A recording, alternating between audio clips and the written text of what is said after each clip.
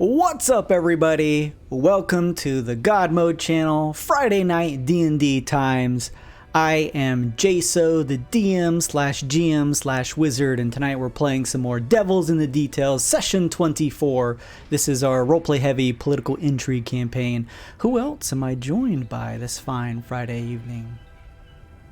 Hey guys, what's up? I'm Bailey, and I play Kava Tycoon, your tiefling, wild magic sorcerer, eloquence bard. Hey, it's me, Luke. I'm playing Raphael, the Asima Inquisitor. That is a bard and a warlock. Monifa/Kevin will be here shortly, but I'm Slim, and I'll be playing Cassius Auditory. I don't know, warlock, undead, soon to be dead. No. Not if we can help it. Hey, Kyle will play Obeez. He's a broken cleric. We didn't usually do this kind of opening. I wasn't prepared for it. Hey guys, I'm Amanda. I play Alloy, the Tabaxi Artificer. Meow. Meow. Where's that meow?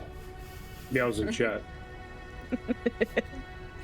Hey everybody, I'm Nick. I play Bip Maxworth, the Feyfolk Ranger and best salesman in all of Twixt. Thank you all so much. Once again, I apologize for my beloved not being here at the moment, but Monifa is on her way. She's just fixing her makeup. Yeah, Kevin should be here eventually, so you're gonna see, I think it's, yes, Luke and Kevin's spot switched, but when he comes in, that will correct itself. So thank you so much, guys. I also want to show a quick shout out to Peachy Yuri and Iroichi for doing the beautiful character art that you see both around the characters here on the screen, as well as the NPCs in our game. So make sure to go check out their social medias. Give them a little pat on the back, give them some support. They may even have some commissions open. Mama Bear gave a curio to Raphael. We'll get that in just a second. Thank you, Mama Bear.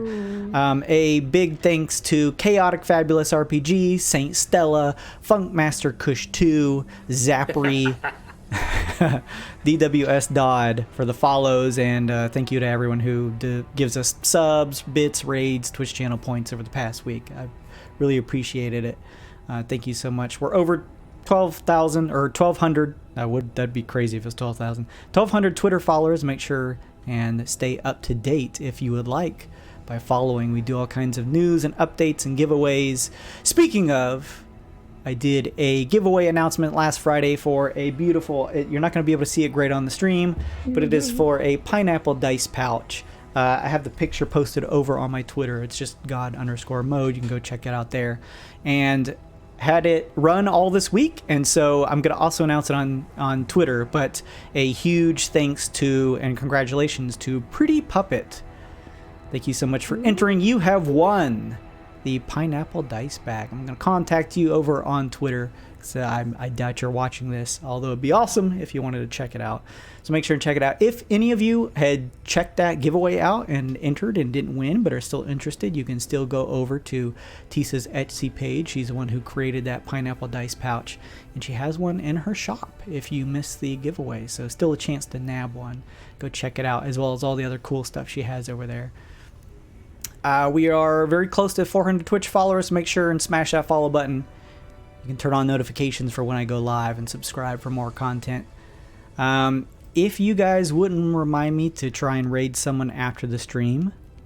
And also, unless it's for a Twitch point thing, just because I am so focused on trying to run the game, for those of you who may pop into the chat and say hello and stuff like that, I'm just going to hold those off until we do like a middle stream break. So, I don't know, Nick or anybody, because you're pretty mindful about that. If you want to just, I don't know, around like 10:30 mark, if we find a little space there to just remind me to do a quick little like 5-minute PP break. But yes, I see you all. Thank you all so much, but I'm just going to focus on D&D. Thank you, Lazy Vengeance. I see you in the stream. Thank you, Queen Gore, Luke Moserell, and Carney Sideshow for being Patreon members. You can go check out the Patreon and get all kinds of cool stuff with our stream. If you go into the About section and see all of our panels here on Twitch, you'll see there's plenty of ways to interact with the stream. That includes Twitch channel points, stream stickers, and the D&D Beyond plugin. So make sure and check those out. Who currently has the Karma coin? Is it me? It's me. How did I not use it? I always use the karma coin. One, two, sure you three, do. 4, 5, 6. If you would You wouldn't mind diving. roll me a d7 if you wouldn't mind, Luke. Pass it along over here, Raphael. Shit. Who is that? That is me. Oh, good. I meant to do that. I have the Karma coin. There you go. You can go ahead and take it. Let's see. Let's really quickly. We got a Curio for Raphael. Raphael, if you wouldn't mind, give me a D10 roll, and then I'll roll our intro and we'll dive into things. Trace. All right, let me actually read it really quickly here. Okay, we're gonna skip that one. Oh, Jason. That one's a little too strong. That's the words of a coward. No, you don't want this. You don't want this. Try me. You'll never get this. You'll never get this. Yeah, these are meant to be small bonuses. I'm not Just trying to have. off meal. I don't want chat to break the entire game. Okay, you find in your pockets a mangled piece of silver chain on a leather cord. When worn and activated, the Curio grants you a +1 bonus to AC for 2d6 rounds. Whoa, neat. Hold on to that. A +2, you said? +1. +1, okay. Hey, And I'll then- take it. I'm wearing clothes. Yeah, I figured this may be helpful for you. We can just roll a 2d6 too if when it comes up. All right. Obeez as well. Oh, Obeez got one too? Oh shit. Yeah. Obeez, roll me a d10 real quick. 10. Sure. Who bought that for him? Was that Mama Bear too? Also, Mama Bear. Thank you, Mama Bear. Mama mirror. If you would roll me one more d10, because that's the same one.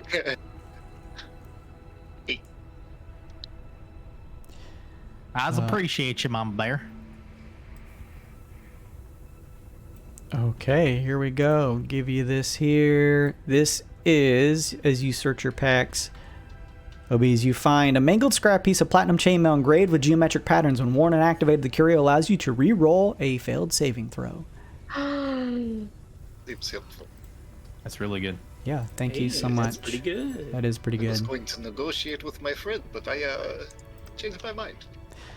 I'm going to go ahead and play our campaign intro, and then we'll dive into rolling some die to see who wants to give the recap. We'll be right back.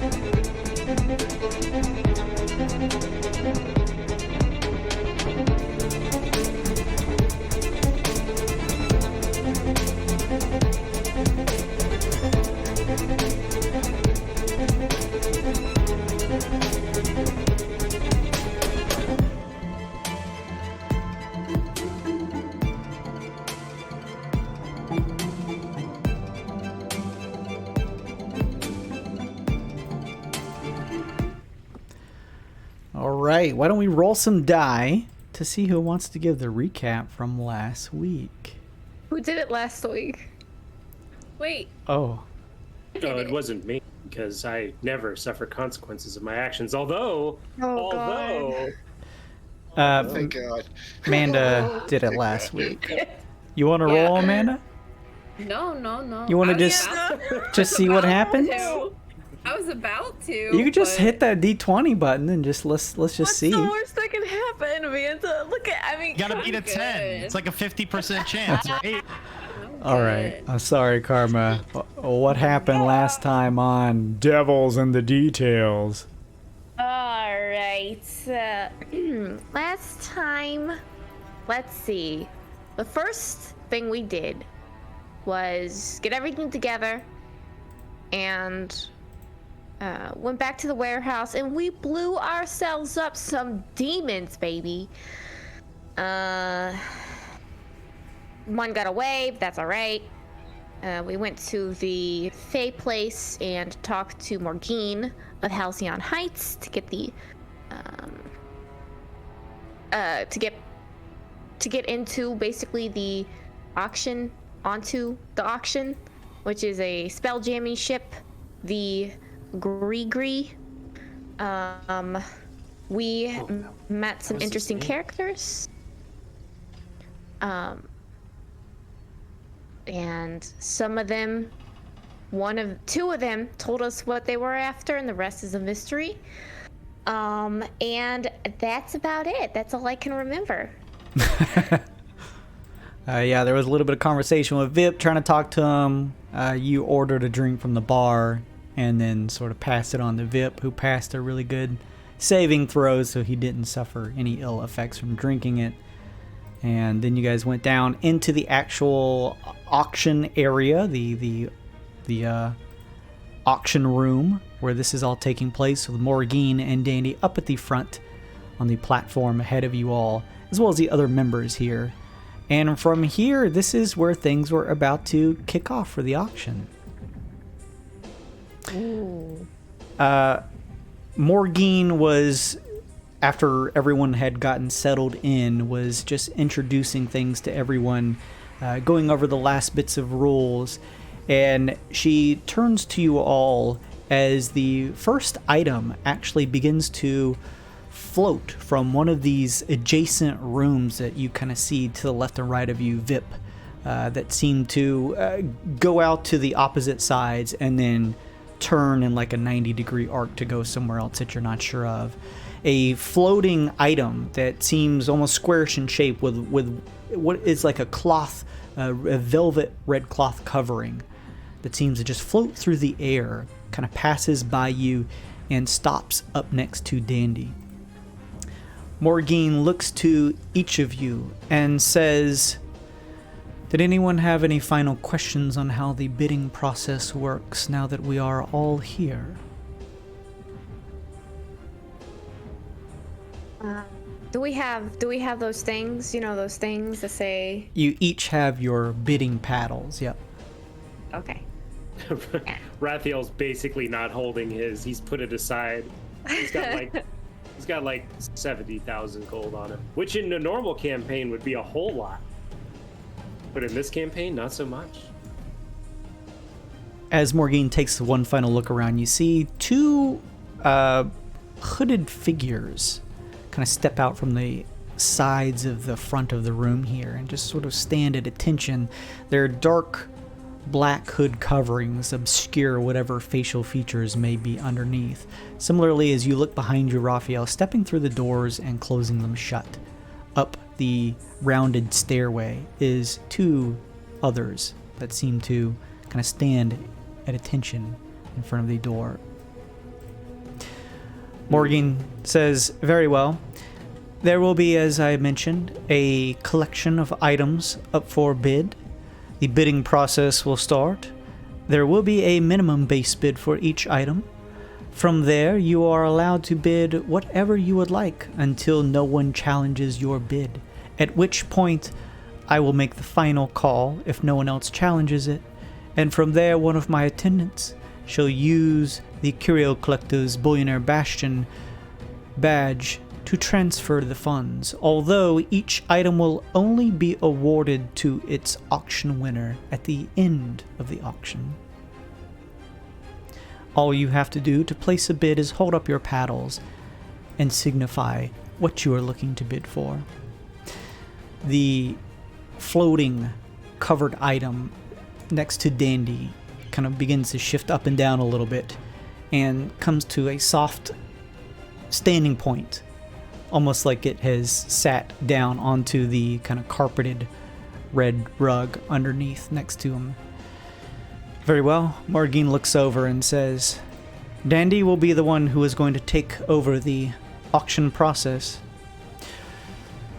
Tonight's theme is sacrificial opportunities. She looks over to Dandy. All right. Interesting name, Dandy says, turning to each of you. Very well. I'm going to go ahead and pull off the reveals for each of these items and let Morrigeen explain a little bit about each one. From there, I will go ahead and take your bids. The first item, he says, is he pulls the cloth off of the item.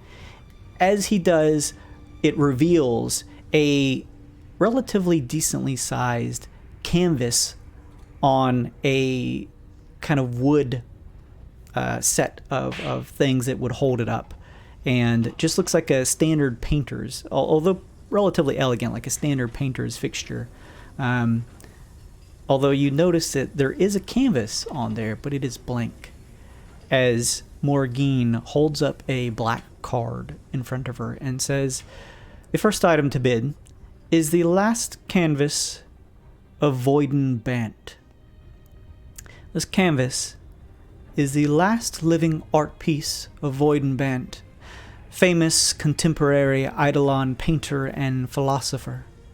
Instrumental in the formal works of the last 2 decades of Halcyon's high-profile artistry, before he met his untimely demise from a stint on his Halcyon Heights balcony, attempting to get a better view of the cityscape. The canvas is his last, one never touched by his brush, its distinct appearance a reflection of Bant's unbridled creativity and limitless potential for discovery. The minimum bid for this item is 500,000 gold. It's just a blank canvas. There is nothing on the canvas. It looks as though it has not been touched. Oh, this doesn't augur well. I'd like to make a deception roll and like anybody around me and kind of give a oh my exquisite, just a boisterous kind of like hype for the item. Sure. Nice. Oh. Machine.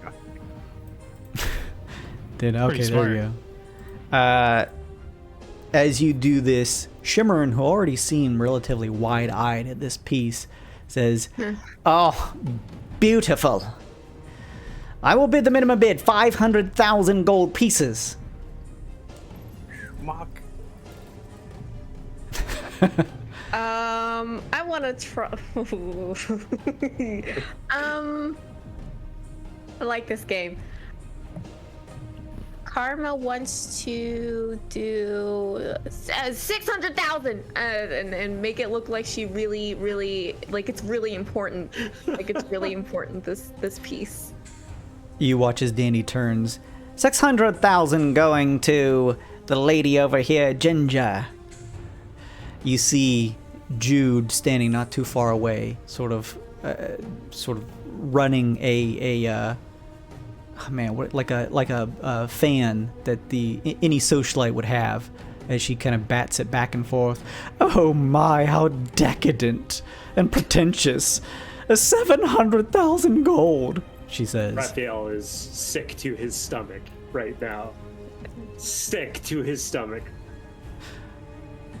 Shimmerin looks across at both you, Ginger / Karma, and Jude, and says, he kind of straightens up his collar. Very well. 750,000 gold, please, he says, holding up his own bidding paddle. Jude looks back across and says, oh dear, I think you almost had me there. 800,000 gold, she says, holding up hers. These goobers. Karma raises her. No, she puts it back down. Yeah, I was about to say maybe. Okay.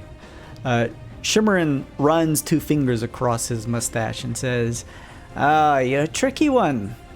1 million gold coins, he says. Audible gasp. The others look a bit standoffish from such a high bid. Dandy looks around. 1 million from Shimmerin, going once, going twice, and sold! Congratulations, Shimmerin. Last canvas of Void and Bant is yours. You see him jump with a giddy nature. Oh, excellent, excellent, he says, as one of the attendants begins to step over to Shimmerin and holds out a Bullionaire Bastion card, which Shimmerin touches his too, and there seems to be a transfer that happens. Oh, beautiful, he says, rubbing his hands together. I gesture over and say, congratulations. Oh, thank you, my good sir. Yes, yes, yes, yes. And to many more, he says with a wink. The item is replaced with its covering as Dandy puts it back over, and then it begins to pick up off of the ground and similarly begins to float a little up towards you, Vip, but then off into the opposite direction from whence it entered on the other side of the hallway, kind of disappearing behind the hall. Next up, Dandy says with a wave of his hand as another item begins to enter the room. This one's still covered by a kind of cloth covering, but much smaller in form, not squarely shaped like the last one. It goes up towards him up on the platform, and you watch as he actually reaches a hand underneath and says, "The next item for bid," and he pulls the cloth back.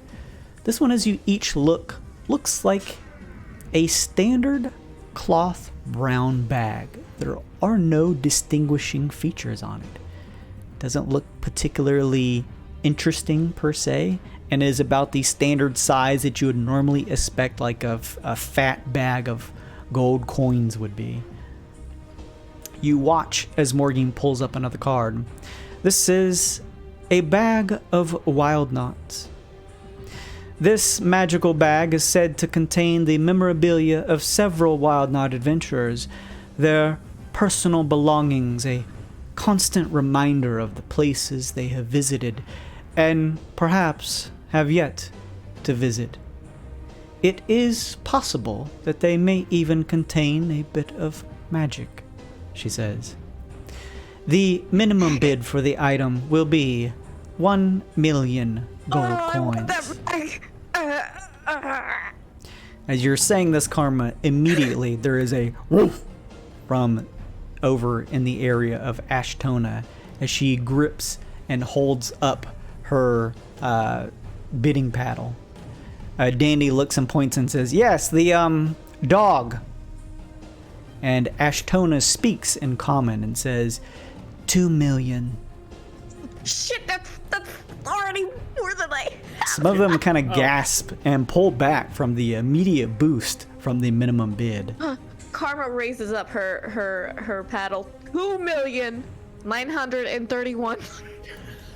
The exact amount you have.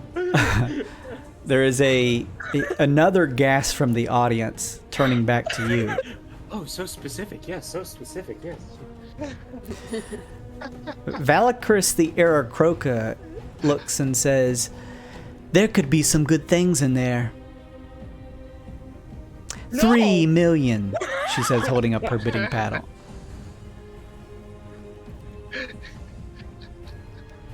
Jude looks across. "Oh, please. I won't be outbid by all of you." 3.2 million, she says. Oh. Everyone seems to go quiet for a moment, and Dandy gets ready to point towards her when Ashtona looks and says, holding up her bidding paddle for a second, putting it back down to free her mouth as she has no hands, she says, 3.5 million. The others look a bit astonished at such a high bid. Dandy looks around for a second. 3.5 million. Going once. Twice. Sold to the Fey Hound. Congratulations, Ashtona. You have won a bag of wild knots, he says, throwing the covering back over top. As he says this, one of the attendants similarly comes over to Ashtona, and you watch as she kind of pulls from her collar at her neck out a black Boiner Bastion badge, touching it to the owners, and they begin to step back over. Lucky fucking dog. Bet there's a flaming sword in there. Yeah, I was gonna say, can I Probably. see under its mask? Like, I can see pretty much through any normal darkness. Talking about through the hood? Yeah. Do they have, like, a face? Interestingly enough, you just see darkness. Oh. So I would recognize it as magical darkness because I can't penetrate it or something? Perhaps, yes. Maybe it is of some magical means. But yeah, you don't see any actual features under the hood. It is just pure darkness. He shakes a little bit, poofs his hair. That bag could have been ours. Thought you said poops. Poofs his hair, poofs. Okay. Obeez shits his pants. Yeah, that's what I thought. Who is shitting my pants? On to the next item. Number 3, Dandy says, is with a wave of his hands. You all watch as the next cloth covering item begins to float in the room from the other side where the second one had left. Floats up, a similar smaller shape than the others. Dandy says, all right, let's take a look what this one is. Almost sounding as perplexed as anyone else here as he grabs the cloth with 2 fingers and pulls it off of nothing. The air underneath the cloth is nothing that you see. All right, Dandy says. Morrigeen holds up a card and says, oh, it's missing. This was the obsidian shard of tentacles. This artifact was a special piece said to be created by a legendary Rhaegar artisan. Some say its misuse will undoubtedly lead its users to its users' downfall. Unfortunately, this item is not for sale, as it is missing. I hope whoever found themselves in possession with the item was able to put it to good use, she says, looking across at each of you. Is that the one that I had? Sounds familiar, yes. Wait, where did you get that? That's the thing I killed the demon with. Oh my god, it was a curio. As you think about it, Cassius, you got a curio in the marketplace from a hooded figure that looks very similar to the ones in this room. Huh. Huh. Okay. Dandy looks around, almost confused for a second. Very well. We'll just move on to the next one then. This is an outrage, Raphael says, and then doesn't elaborate at all. Yes, Raphael's quite fond of tentacles and shards. True. Jude looks on and says, yes, what was that all about? Please. The wave of Dandy's hands as he says, bring on the next one. Let's hope this one isn't empty underneath. And coming out from the side of the room is this time a covering, but this one covering what almost looks like the form of the size of like a person. It stands up 6-7 feet tall or so as it floats through the air. Actually, no, I should change that. It's about 5.5 feet high. It kind of floats across the ground from where you can see the covering kind of draping across the floor as it goes up the steps, floating up, and then softly sits down on the rug underneath Dandy. Very well. Let's see what this new one is, he says as he pulls the covering off, and you watch as Dandy's face drops for just a second. As underneath you each see the golden statued form of Dandy. This See the one head though, right? broken in various parts. Yes, other than the head piece that was there that had been taken. You watch and see all of the various looking accoutrements that Dandy would wear. But unfortunately, it is missing the head. You watch as Morrigeen pulls out another card and says, "This is the monument to Dandy, an unknown creator. This one difficult to get a hold of and likely one of a kind. This beautiful piece was reassembled carefully by a few of the Curio Collective's own artisans. It is unfortunate that it is missing the head. However, it is a fine piece otherwise." You hear Dandy laugh a little bit. "Beautiful! Thank you so much for this. The bidding. Jude looks on and says, "Well, it's missing a head, but otherwise it's pretty immaculate. What's the base minimum bid?"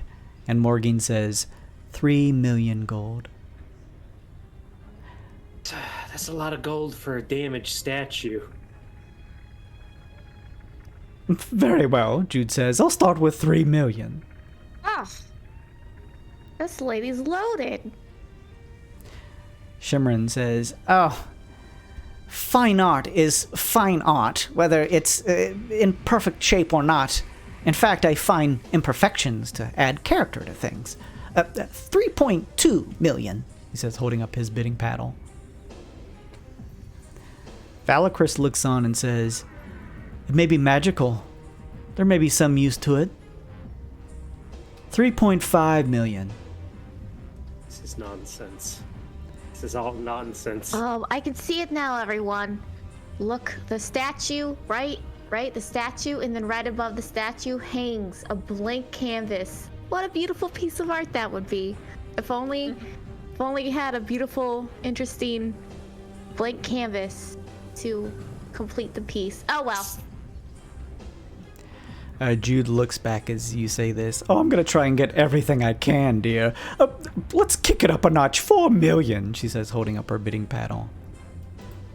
Shimmerin looks back. "Oh, you're trying me, woman."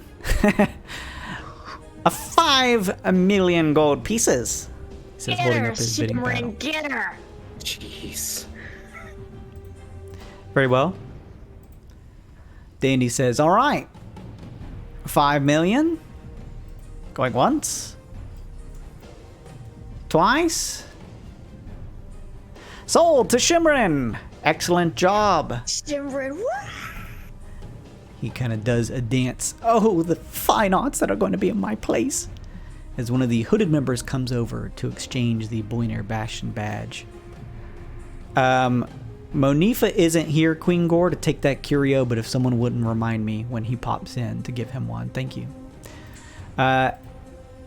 You watch as Dandy throws a hand out and says, "All right, moving on towards the end. Number 5, bring it on out," he says. And another blanket covering comes out. This one probably medium-sized in almost like a roundish shape. "Interesting," he says, as it kind of sets low to his feet, and you hear the sound of like steel and tin. "Let's find out what this one is," he says as he grips it and pulls out the cloth covering. You each see what looks like a construct humanoid form and several broken pieces. You... Oh, go ahead, Carmen. Oh no, go ahead. You watch as Morrigeen pulls out another card. A broken construct. This nearly defunct piece of art was recovered from within Halcyon's own lake reservoir. Its expressionless face speaks to its inner sadness towards the owner who has abandoned it. Some say its creator has a magical prowess even they are not aware of. The bidding shall start at 5 million gold. Oh man. No, it's Cogwheel. I'd like to do a perception check to see if that's Mr. Cogwheel. Sure. And then Raphael, go ahead and roll one more d10. She bought a curio for you. Give me them curios. And then let me know what you got, Slim. 19 total. It looks strikingly close, yes. Or Or. Turn it into or. Raphael, you have a dragon's tooth engraved with geometric patterns. When held and activated, the curio pushes an adjacent creature 10 feet away from you. Thank you, Queen. cool. I do not have 5 million. Oh. So Alloy is like freaking out right now. Alloy. Dusty. Yeah, Dusty. Yeah.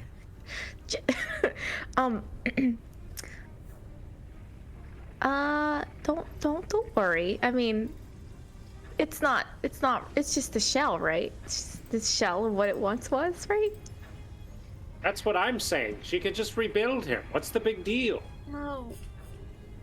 Cogwheel, he always seemed different. So sad. And the bidding starts at 4? 5. The bidding starts at 5 million. No. Oh no. Different layout. Alloy, roll a d10. Mousy bought you a curio. Oh. 4. 4. All right, let me grab that and paste it real quick. There you go. Broken copper bracer and a leather cord. When thrown at a target, the curio wounds it. Attack roll, 5d6 force damage. Nice. There is a silence in the room as some of them are considering how much to bet. You, Karma, and Alloy, are you guys doing anything? I want to ask Alloy, was it something in particular, like its head, its chest, that was different, or was it just Cogwheel as a whole that was different for you? He just always seemed different. Oh no. Like, just the way he acted sometimes. Oh. Can we... There was some rule, I forget what it was, but can we like put our money together? Is that even possible? How much do you have? You guys technically have. Currently, I believe it's Vip who controls the largest amount of wealth. You guys already gave him the most to bid on things. How much money do you have, baby cat? I have 3.3. I have 2,931,000. Karma, All right. I'm gonna try. help me bid for him. All right. I'll put it up. Looks like a little work needs to be done to it, but I guess it's got history, if anything. So you know what? Let's just go ahead and bid on it. It's a fixer-upper, but I think I can fix it up. Danny looks and says, "Very well. How much are you bidding?" But 5 million. 5 million. He says, "Very well. 5 million." Shimmerin grabs a cloth from out of his tuxedo suit and pats his head with sweat and says, "Oh, I mean, I said it before, I'll say it again. Art is art." Yeah, you should yeah, you know what? Art is art, Shimmerin. It is art. 5.2 million. I want to kill Shimmerin. Let's see. 5.2, huh? Ally, how much do you have? I have 3.3. 3.3. I don't have guys 0.2. got it. I only have. I'm just gonna speak. I'm gonna say, that's art. And just like, like it's gross. Okay, do you want to make like a deception check? I would imagine you don't think it's rubbish. You made it, right?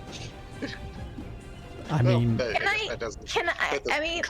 Can I aid her with like talking about like how it's a fixer-upper and it's like, sure. yeah, I think I can do something with it. Are you trained in deception? Am I trained in deception? That's a good question. Who the fuck are you talking? Also, really quickly, Mousy gave everyone here a +1. Don't forget that. If you want to add that, Alloy, I'll let you add that if you want to now. I am trained in deception. I have a +12 in deception. So Okay. Deception is my best stat. You'd get a 17, or if Karma's giving you advantage, roll again, and you can add the +1 to whatever the second roll would be, if it's higher. Oh Damn. no. Okay. I'll go with 17. 17's pretty strong. Not bad.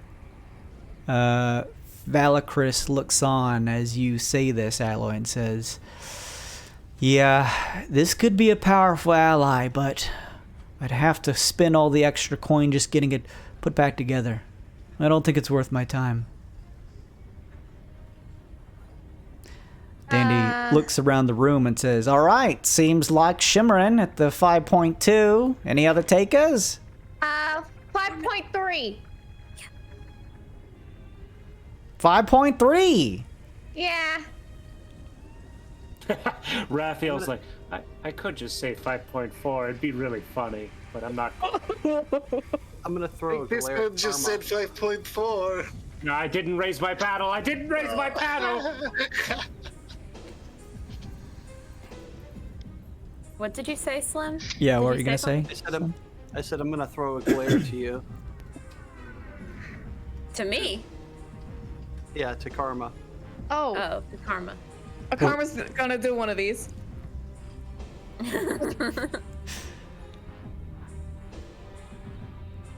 Any other takers? Dandy says, looking around the room.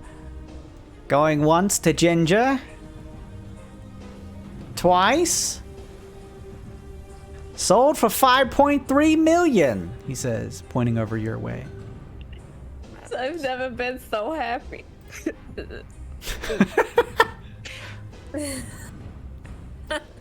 Tears Oh. of sorrow are falling. One of the attendants in the hoods begins to come over your way, Karma, and holds out their badge for you to make the transfer of wealth. Wait, how does that work? Because if we have our money together, if we need to put our money together. I'll allow you to make a sleight of hand to do it before the hooded member comes over, just because the rules were explained that it is individual bets, no pooling of cash. That's what I was asking about earlier.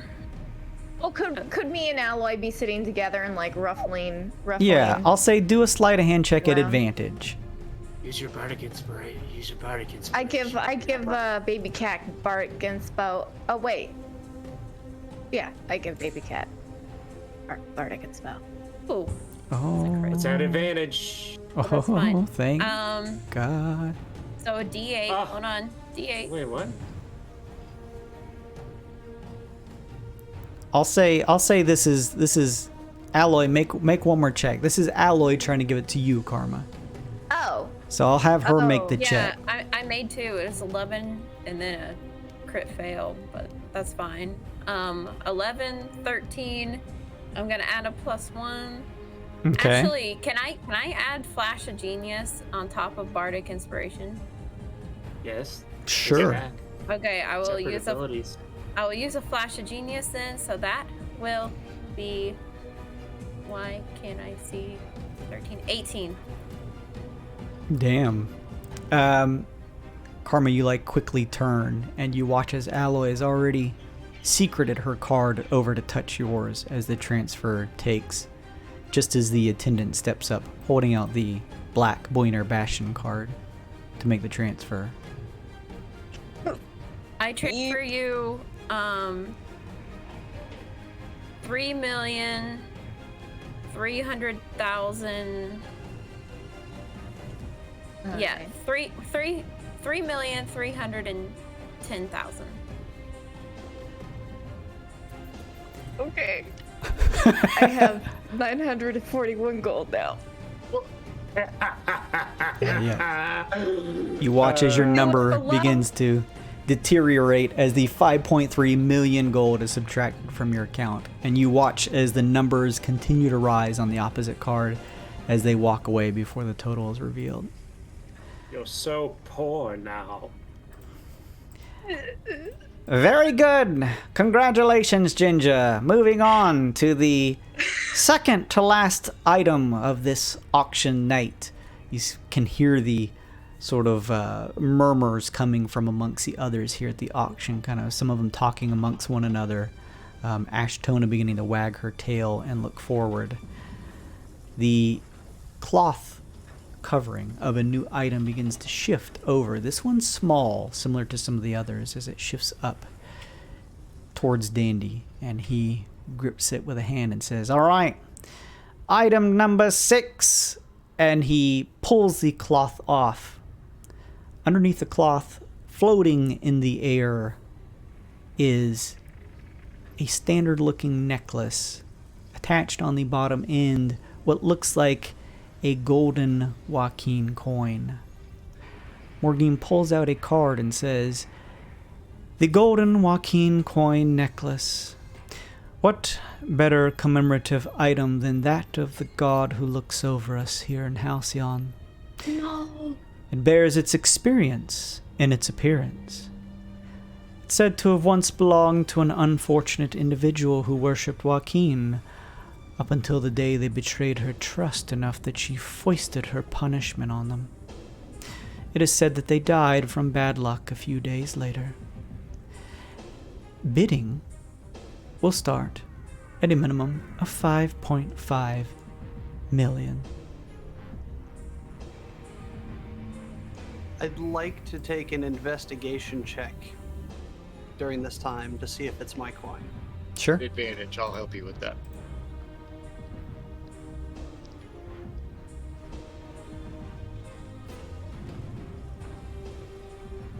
Oh. 18 total.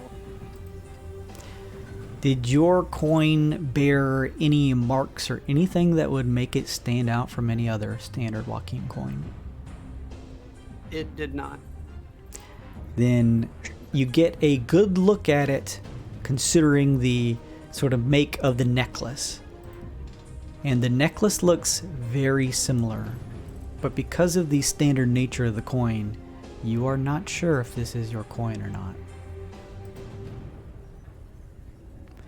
Hey, Raphael, look at it with your magic eyes.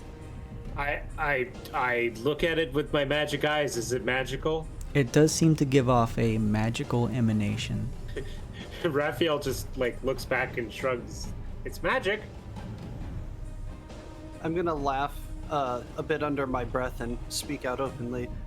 5.5 million bullion for one. How ridiculous. Oh, can I help with that, the concept and pull my own dingling identical best friends forever necklace out? Hey, I got one of those. Sure. You want to make a check with that? Yeah. I guess if I'm following what Cassius is throwing down, I guess. Like a deception check, you think? Yeah, okay. 22. Valakris looks on. It may have some magical properties, but yes, doesn't look particularly any different from some of the others.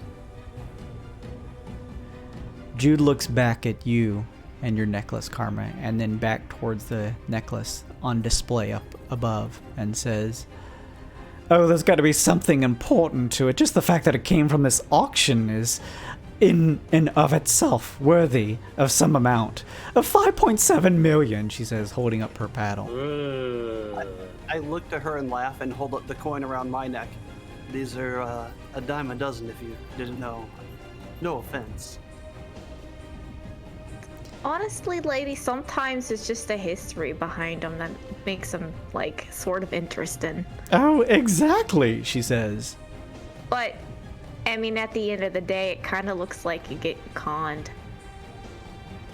Shimmerin looks on and says, surely there's got to be something behind the magic as well. This is a collector's item. I can see it with my own eyes.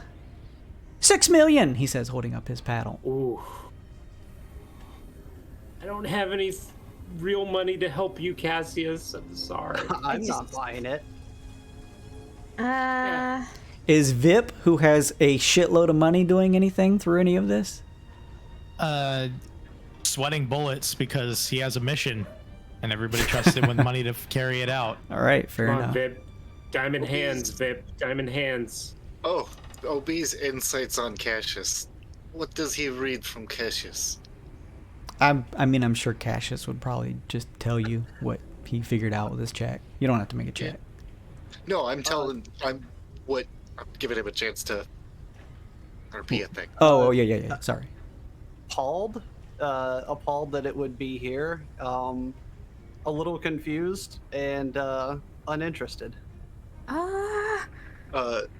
Obeez is a million miles away from Vip. Never mind. Cassius could message if he really wanted to say something, but Karma wants to keep on talking. I do not want it. Well, Karma wants to keep on trying to mess with these people's heads. You know, as a history collector myself, this one isn't really too particularly interesting. I'm just saying, and I'm a professional on this kind of thing. Looks like you guys are getting conned. 6 million is a lot. Our necklace that we all have that's just a little enchanted with a little history behind it. Not even that great of a god, really. Now, if it was a Pelor coin, now we're talking. Shimmerin Now- says blasphemy. Who has the highest bid at the moment? Shimmerin does. I look to Shimmerin and raise a brow. And I'd like to make a deception check. I'll make a deal. You win that, you can have mine. Mine actually focuses for magic. And I'll look around, putting my hands up safely, and just do like a little or minor illusion in my hands and make something glow out of my hands. Like just a little orb of magic. Oh, look at him. Make your check.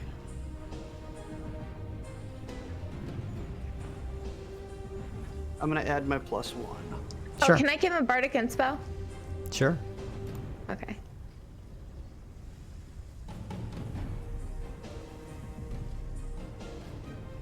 Go Bardic Inspo. I'll throw my +1 in to make a 17. Mm-hmm. You watch as Shimmerin runs a finger through his mustache. A trade with you? Then what becomes of the coin I'm bidding on currently? No, I'll wear that instead. I'm magically inclined and I could just put a little spark into it. You seem to be a collector and I'd rather you have something special. And I tilt the coin a little bit and I point my pinky nail right at the eye. It's a special coin that was crafted for me from a friend. You see in the eye is the son of Pelor. What's that? Now that's worth some money. Karma gets up close to Cassius. Oh, look at that. Fair enough, Shimmerin says. My 6 million bid stands, he says, turning back. Dandy says, very well. 6 million. Going once. Going twice. 8 million, Jude says. Fat? What? Because she's the one most likely to be the demon, too. To be fair, it's at 8 million. It's out of my range. I don't even have that much at the moment, so. Now, Jude, you did just hear the conversation about yous getting conned, right? Oh, call me a stubborn old woman, but I have money to waste. Deal stands for you as well, if you heard what I said. I appreciate it, my friend, but I think this one has some special properties to it that I would like to check out, she says with a smile. Fair enough. Dandy looks to each of the rest of you, almost wide-eyed for a second, and says, 8 million, yes! Going once. Twice. Sold to Jude. Congratulations, you've won a golden Joaquin coin necklace. One of the attendants steps over to Jude and takes her card amount before stepping back. The item begins to float off in the opposite direction. Well, that, Dandy says, that brings us to the 7th item. As it begins to float into the room. It's small, like many of the objects now of the auction, as it floats up to Dandy. And you watch as Dandy kind of grabs at the cloth of it and begins to pull a hand off to reveal the item. Each of you see underneath the makings of what looks like a obsidian colored box covered in what looks like a number of spikes that protrude from all sides of it. There's also certain holes embezzled in certain spots of the box, and from in the interior seems to glow, almost a reddish glow. What are you gonna say, Raphael? I'm just gonna nod at Vip and give him a bardic inspiration. Ooh, yeah. Showtime. You watch as Morrigeen pulls out a card and says, item number 7, the demonic puzzle box.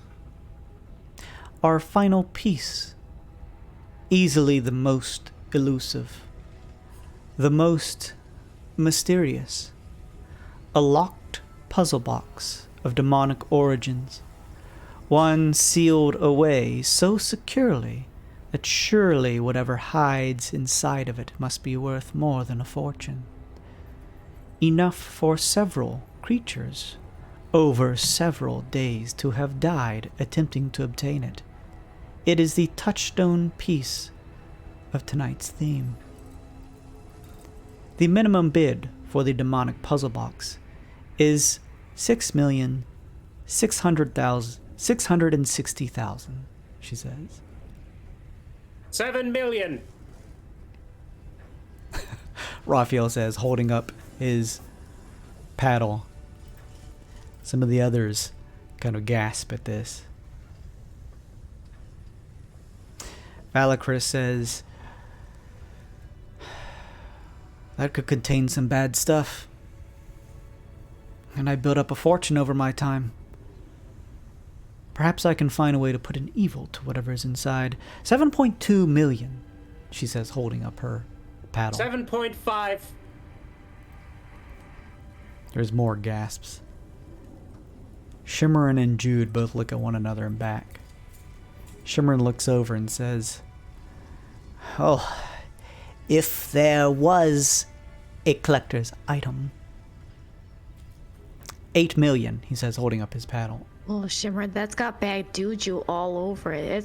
That's definitely cursed. That's definitely bad luck. That's definitely bad luck. I warn you. Should you lack the constitution and spiritual fortitude to handle such an item, it will utterly consume you. He collects these items for a living. 8.2. Shimmer looks back and says, I appreciate the concerns, but I am a collector of various pieces of art, both physical and material, painting-wise. through various mediums. I have an assortment of people to be able to handle items such as this. 8.5 million, he says, holding up his paddle. I put down my paddle and I kind of want to say with my most intimidating glare, very well, it's your eternal soul that's up for auction, not that box. Obeez laughs a little bit and elbows Jude and goes, I have seen like at least a half a dozen of these boxes. They are not special at all. I'll give him a deception check if he needs one. I would say this is intimidation, what Raphael's doing. Oh yeah, for sure. Hey, I'm an inquisitor. Of course I'm fucking trained in that. Are you kidding me? I'm gonna add my +1 to that for a total of 21. 21. He stops running his fingers through his mustache and looks on at the item for a second, and then back towards you, Raphael. Well, I hold my bid grounds, he says, a little bit less assured than previously. I'm going to make a general persuasion check to the room as I start to say a prayer to Joaquin, highlighting with words such as, "Oh, Joaquin, may the gold flow forever until one's life is cut short. May their currency be spread amongst the commoners so they can continue to spend it. This person who wins this unholy object, may it not be their last purchase." Oh no. For your sake, Shimmerin, I hope you know what you're doing because you just outbid me. Shimmerin, that's a red flag if I have ever seen one. I don't do anything else. Okay. As you say this, Raphael, and Cassius finishes his, Valakris looks on and says, yes, this item may be more trouble than it's worth. You also look at Ashtona. Ashtona hasn't really bid on anything else besides the bag. She just looks all wagging her tail, kind of sniffing around the room. Shimmerin looks, well, any takers? He says, looking around the room. This time a bit more, slightly on edge from all the talk. You watch as Jude smiles and says, oh, call me an old, stubborn woman. 9 million, she says, holding up her paddle. This bitch! This fucking bitch!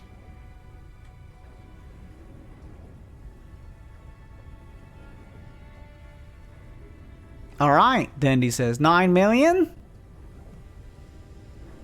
Anyone else?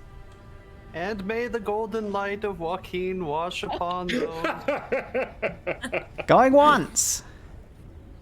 9,333,333. All right.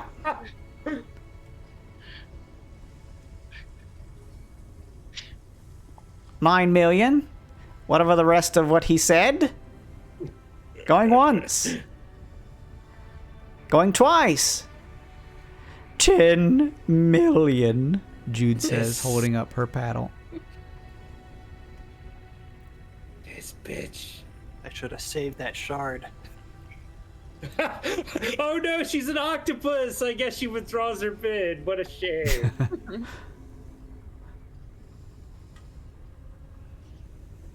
All right, 10 million to Jude. I'm sorry, Mademoiselle Jude. Going once. 10,111,111. Love it. All right. The new bid has been cast. That bidding system is like tennis scores. So anyone who challenges this? Fair enough. Going once. Going twice, Jude says. How about this, my friend? Let us put a stake in the ground. This will be my final.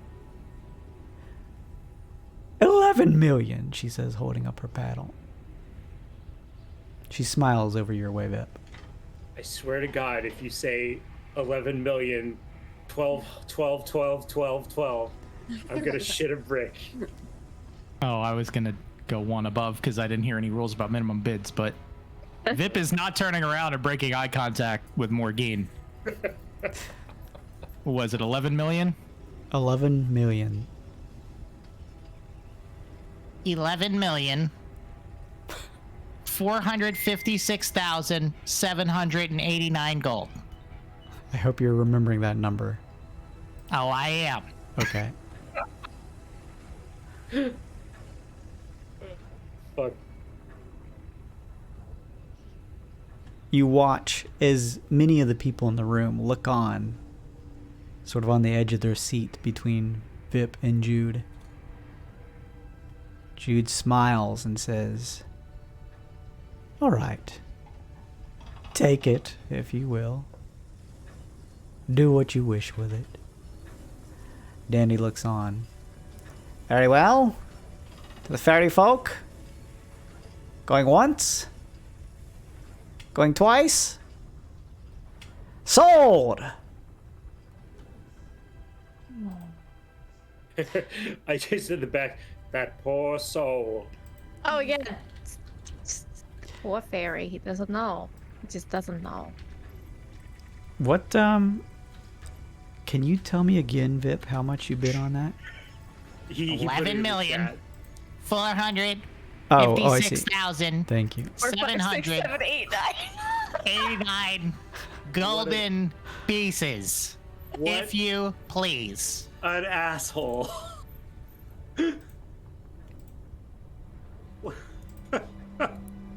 Not gonna lie, I would have gone. The devils are in the details, my friends. Hey, Good game. He said the thing. Roll credits. Yeah, we in the story there. All right, Dandy says, wrapping the cover to the item as it begins to shift away. Now Morrigeen, Vip will turn around and bow to Mademoiselle Jude. she smiles, a sly smile. I was bored. Sorry.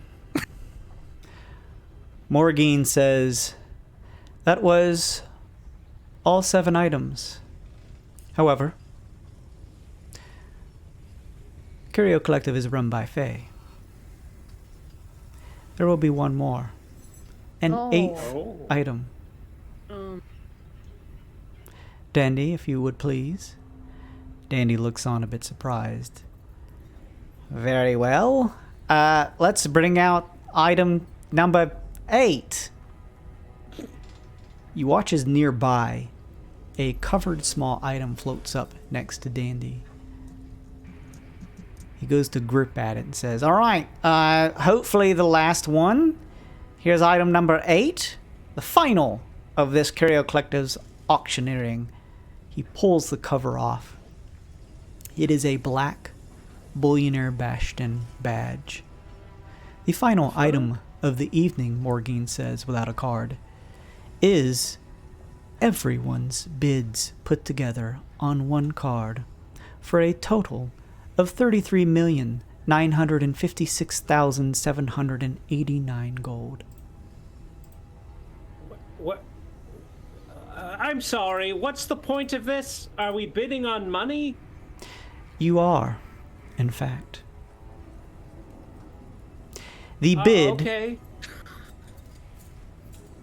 in return for the 33 plus million is one Geas spell put on you by myself. For an objective I myself get to choose, and will not be revealed until you have won the bid. I just look at Karma. You feel Raphael's like fiery gaze burning into the back of your skull. Who said that? Morrigeen did. You watch as everyone in the room looks on, and Valakris says, Geas I don't know of. It could be anything. Not sure it's worth it. Exciting. It could even I be a don't speed know. bump. That's like the appealing part, though, isn't it? Karma. Is it? I want to take an insight check. I'm gonna use my ring to try and get an advantage. Just like I said, just a yes or no. Do I feel like that was directed to us as a group, as a whole, like us as in the totally not tycoons? Sure. You mean the investors? Yes. Gotcha, gotcha.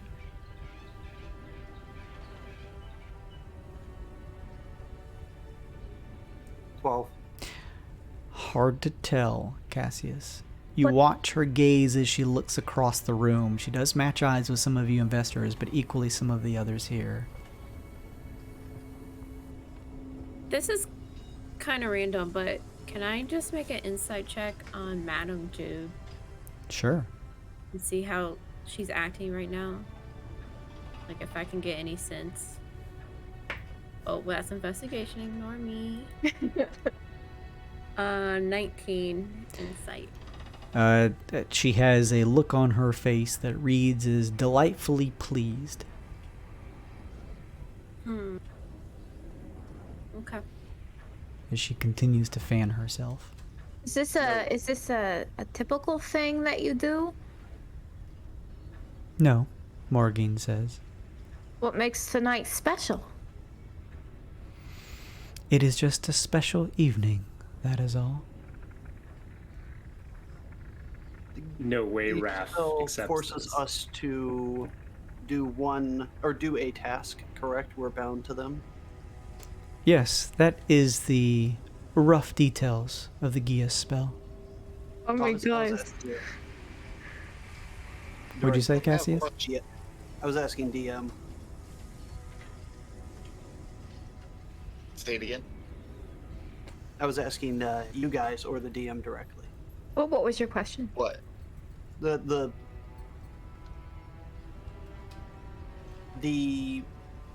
what are the bounds of the geese spell? Like, what are you bound to directly? You take damage every day if you refuse to follow it. And depending on the level that it is cast at, could last anywhere from a few days to a potential lifetime. So, I mean, we totally broke a geese before, right? And we know, I mean, Karma. we know Lom, right? So like, What are you doing? What are you doing? Lom It- it- broke it's her. bad. Go ahead. You're close. Lom broke her own gauge. She's not going to be able to break someone else. but the Resplendent could have broken into someone else's.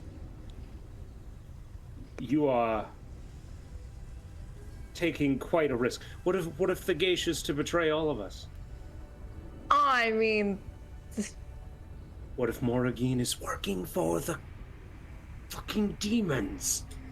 I mean, I'm not too hard to take out. Just knock me out. I will not be a part of this. I will not be Wait, a what are part we of bidding on again? What is it? The 33 million? it. It's 33 million. Oh. Close to 34 million. You just got out of one. You want to get into I another? know. Don't you wanna leave Halcyon? I want it. Yeah. You could be stuck here forever. But I would also have 33 million gold. We can find more gold. Somewhere. 33.9 million gold, Morrigeen says, scanning the room. Any takers? I have a question. Of course, she says. How does one outbid another? Does it add stipulations to the gauge? certain stipulations, should there be excessive bids beyond the first, would add a varying amount of stipulations to the gauge spell. Well, that's all I needed to know. Have you ever killed anyone from a gauge? Morrigeen looks on and says, I will not answer that question. Oh, that's not fun. Insight check. Sure. I mean, you guys... I feel like we know the answer to this question already. Yes, probably. 21. It's a bit difficult to read, Cassius, as her body language is seeming to fall in line with what she said. She didn't necessarily lie or tell the truth, other than the fact that she's admitted that she will not answer the question. Are you gonna make us hurt someone? As I mentioned, as part of the bid, no details of the Geash spell will be shared until the proper time. Yeah. Okay. Well, In return, you can... 33.9 million gold. One more question. Do you consider yourself a good person? Good and evil are paltry terms. I deal Okay. in That's neither. It's a no. That's a no. Don't. I'll think a little more on this. Shimmerin looks and says, I have a lot of gold, but not exactly willing to take this step myself. 33 million. And it's just one thing? You're just gonna let us do one thing at some point in time? The Geash spell, yes. I want to eye Dandy and see his reaction to this. He's do like, I read anything? he's like, you don't even have to make a check. He's like wide-eyed. He did not expect this part of the auction. You can clearly tell without any check even needed. I'll message Karma. Keep in mind, it could be, give me the crown to Halcyon after you've won it. Oh. Karma's leaving. gonna try to like distract herself. From the hot truth I'm spitting. It's unfortunate that Monifa's not here. Oh my god, Monifa would totally say yes. Are you kidding? This was kind of, it's really unfortunate. This was kind of built for her. Morrigeen looks around. The room is quiet. Any takers, otherwise 33.9 will stay under my possession. Raphael, that's a lot of gold. Think about the light break. Everyone was so eager to bid on everything else, and no one wants to bid on this. I am free of worldly possessions. If I no longer am acquiring the Lightbringer, then I will continue to live as I always have. Valakris looks... Oh, sorry, go ahead, Luke. I was just going to say, you don't need this crown, you know. You can be a good person without it. Valakris looks to you, Cassius, and says, then you should bid on it. What the fuck? Oh no. The only thing I wanted to bid on, I lost. Cassius. I'm gonna message Cassius. Aren't you dying anyway? No offense, but like, what do you have to lose? I mean, I reply back and kind of laugh, saying, why do you think I'm standing towards the front here? That's a good point, though. That's a really good point. He's dying anyway. Well then, if there are no takers, we shall end the bid on the 8th item. Final offer to anyone willing to accept. 33.9 million gold. Immediately transferred to your accounts. I look to Raphael, then Obeez. Just for a reaction. I mean, Raph... Go ahead, you go ahead. I need a second. You go for it.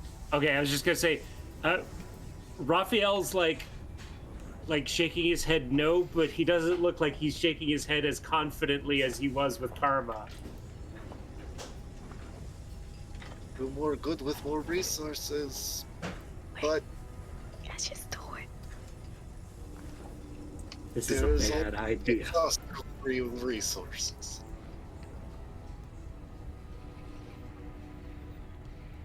Well, Morrigeen says, scanning the crowd. Also, if we kill her, there's no more cash. Going once. If she's a bad person, that makes Cassius do something bad, then we kill her. If not, then, there's... She offers devil's deal and she is bad person. She is just crazy person. Yeah, so we don't necessarily have to kill her. Why we start? That's why I ask why we start killing. There's no need to be killing. No, that's just the if. That's like the worst case scenario. If Cassius has to brainwash. It is core in me to stop attacks, so you can see how this is kind of trigger, yes? I can see that, but we're all just theorizing here. That's all it is. Going twice.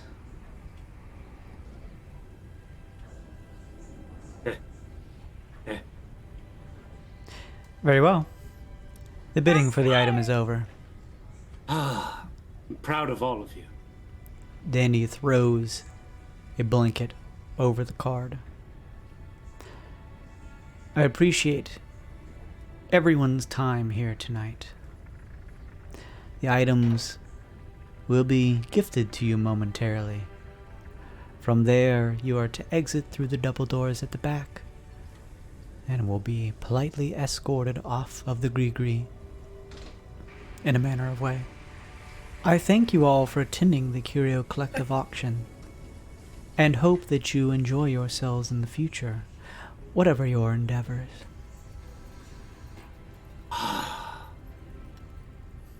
All right. Do we have a bag of holding? I think you guys do. I was glaring at Morrigeen. Yeah, we have a bag of holding. Who's got it? You guys have that whole hole that can store whatever, too. Yeah, who has a hole? Me, Luke. I'm gonna walk over to Madam Jude. Oh, for the... I got... Yes, you do that, Cassius, but real quick, who has the hole with all the coins in it? Who has the bag? It's not me this campaign. That was Aesop. I have the bag. I don't have the hole. All right. I'm going to cast Protection from Good and Evil on Karma as soon as they start bringing out the items or whatever. I've got that, ready to go. I've got my fucking bagpipes, and I'm just walking behind Karma. Sure. He puts down his champagne. He's like, oh, I cannot believe the priest was more prepared than... Yes. Stop attack.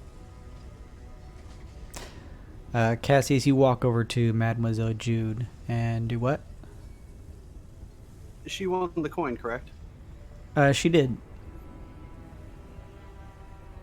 I bow to her a little bit. Mademoiselle Jude, did you hear my offer earlier? I certainly did, my young friend. Care to strike a deal? Oh, no, I'd rather not.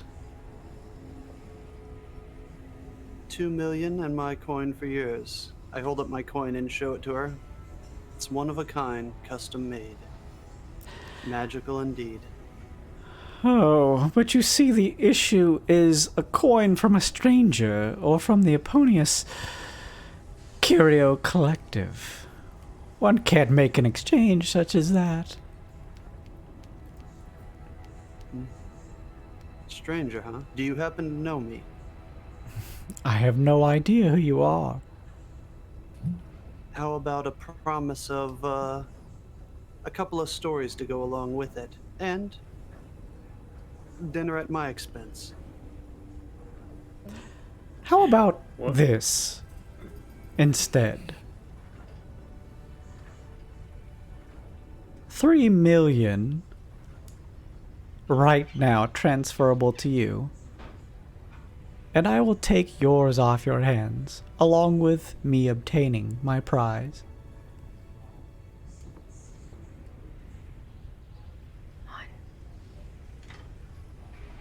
Did she just ask for 3 million just straight, and that's it? No. She's saying she's going to buy yours off of you for 3 million, in addition to keeping the one that she's won. I shake my head no and bow my head. My apologies. You see, I do need 1 coin. If you're not willing to trade or take my offer, my apologies. Oh, no worries, my friend. I wish you the best of luck in the future. And the same with you. Can I take at least a persuasion check? Sure.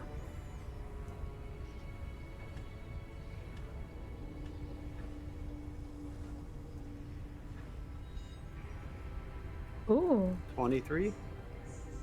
Mm-hmm. Alloy sees this, so she can use her Flash of Genius +5. 28. Jude looks on and says, how about this? I will make this trade with you. However, we will not do it here, but at a location I decide and will give you the address to.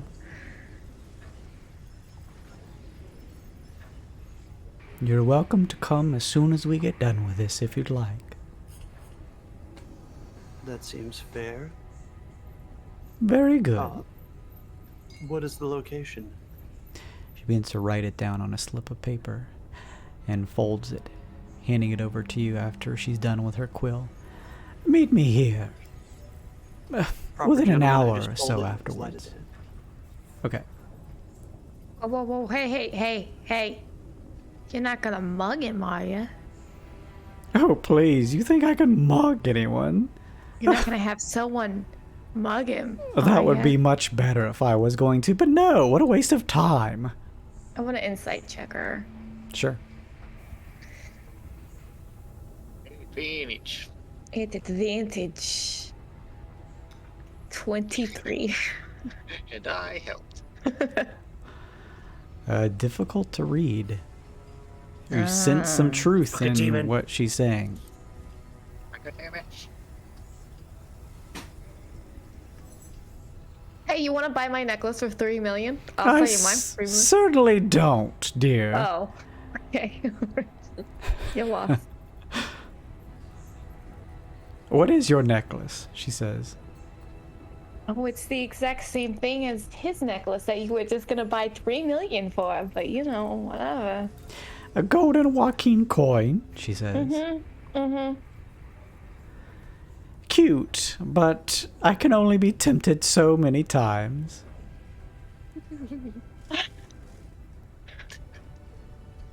Perhaps next time, she says, and she boops you on the nose with a finger. In her rage, Karma's like, what is she? Oh, she's a goat person. I guess goats don't get puffy when they're angry. Okay, well, Karma's in her rage. She's screaming. And they go, "Rah!" As this finishes, Morrigeen steps back out from around one of the corners, and a series of floating items follows along with her. Each of them slowly begins to fly over to their respective owners. Okay, now protection from evil on Karma. Gotcha. Karma, 10 minutes. with 10 minutes, I'm assuming you're the one who's going to be the recipient of the puzzle box? Yes. Alright, as you mention this, it floats over towards you, and Morrigeen pulls the covering off, and you see floating in the air this black, dark puzzle box as it shifts and transitions around you. And just to be doubly paranoid, I'll use my special angel eyes to make sure there's no illusion magic on it. Sure. That's just like an automatic thing. Yeah, I'm a warlock, and one of my invocations is I can detect magic at will. Okay. It is certainly magical. Sure, but it's not illusion. No, it is not illusion. Okay. All right, we're good. Neat. What do you do with it, Karma? I'm gonna put it in my bag of holding. As you touch it, it is deceptively cold to your fingers, like holding an ice cube. Interesting. And you put it inside the bag of holding. Can I listen to it? Is there anything inside of it, like making any noises or anything? You kind of do like a shake. You don't hear anything. Kill your parents.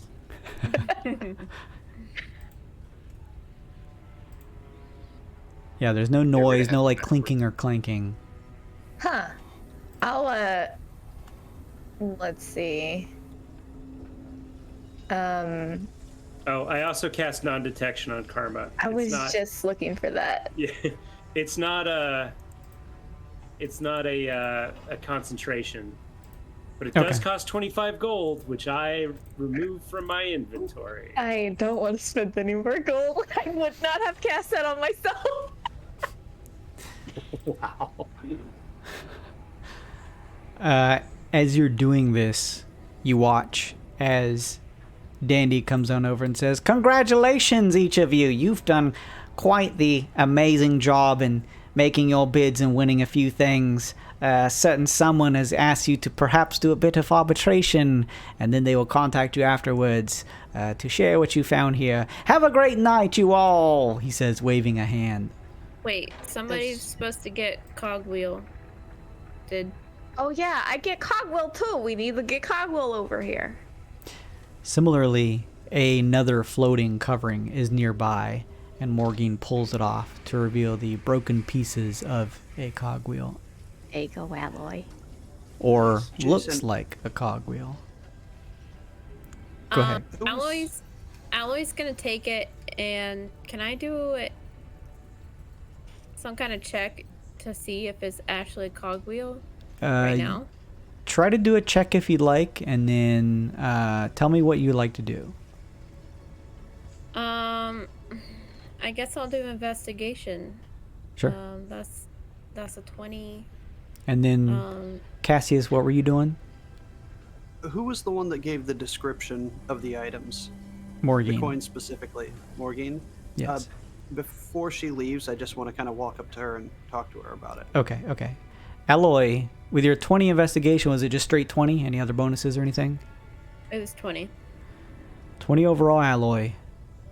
Now that you're searching this, you notice the pieces of it, certain spots, are not the same as Cogwheel. Alloy? This looks like a practical, almost identical facsimile, but does not look like Cogwheel himself. No. Does it have the chicken cooker? Most noticeable as you turn the torso over in this sort of pile of construct parts, there is no chicken grill on the front. No. Alloy. No. Baby cat. What's it have instead? It is just a bare chest of pure steel plating. Hold on. I mean, does she recognize? Because there can't be very many people in this city who can make one even. I mean, does she know where it came from? Have any idea? This looks very similar to maybe even ones you've made in the past. It certainly looks like your make of a humanoid construct, but for whatever reason, it just doesn't match your cogwheel version. So we spent 1/3 of a Lightbringer on a broken wind-up doll? All my money is gone. I'm gonna faint. I'm gonna fucking faint. I gotta sit down right now. It's just like she's like on her knees, like somebody like just died. She's just like cradling it in her hands. I mean, we must learn to move on from our loved ones. The grieving process can only last so long. Otherwise, you end up spending $5 million on junk. At this point, Karma's laying flat on the floor, just staring up at the ceiling. Well, can she not fix it? I don't understand. It's not the same one. And I lean into Obeez. There's no chicken cooker. What? A travesty. Oh no. Okay. Yeah, this looks like, make a history check. Well, I was gonna make. Well, I'll go ahead. Well, you can go ahead if you want to make a different check. 18. On history check? Yeah. Yes. With your history check, you remember this was probably a couple iterations before Sir Cogsworth. You remember you would just sometimes give them random names, usually not too different from one another, just as you iterate on the humanoid construct form. It's been a while since you've seen this one. Probably one of the earlier versions that you've created. But you remember the name of this one was Cogman.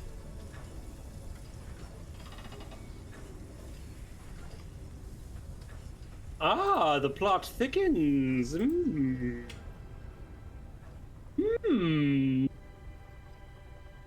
No.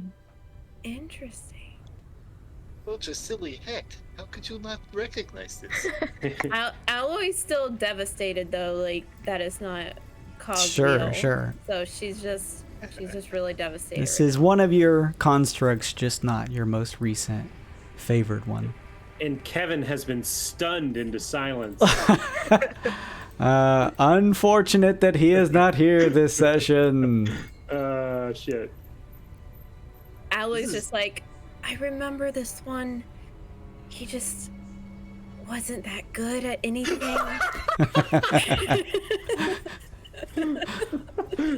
Wow. Fucking brutal.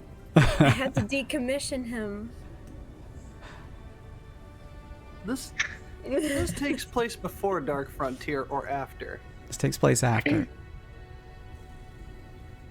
Wait, it takes place after. Mm-hmm. Uh-oh. That's what I thought. Alright, so the pirates save us, right? And then toss them in the scrap heap. Cloud City style. Things left off with you about to be munched by a Witchlight Marauder. That's where that ended. Yeah. This is fine. This is fine. Everything's fine. So Alright. you got to rebuild them. Then we can have our own like rogue NPC following us around, helping us out. Robo-Nifa. Robo-Nifa. Well, Alloy's still mad about the chicken cooker. She can't even process anything else. You can have a saw. You can cut the hole in. We can put some oil in there. We can. We still have like 5 million gold. Just buy a new chicken cooker to put in there. We can buy a lot of. We can just buy fresh chicken. What are we crying about? Let's. All right. Oh, no. I think we should get out of here as soon as possible. All right. You were heading up to Morrigeen, Cassius. What did you want to do? Correct. While I'm this gonna is try happening? and maybe take a step or two aside and just, I guess, pull her away from everybody out of earshot and just ask her a question or two. Sure. She looks at you curiously and walks along with you. Thank you for a moment of your time. I'm sure there's some discretion here, but where did you get the information on all of these items? That is certainly under discretion. I am not at liberty to share such things. The Curio Collective has a fondness towards finding out interesting tidbits from across the Twixt. Do you, Mind your own goddamn business. Is what that means. information's just as welcome as trade. The coin specifically, would there be a way to find out how you found this information out? Unfortunately for you, no. For me specifically, no. That's correct. Well then, thank you. Have a good evening. I think you've already found some of our items to be of certain use to you in the past.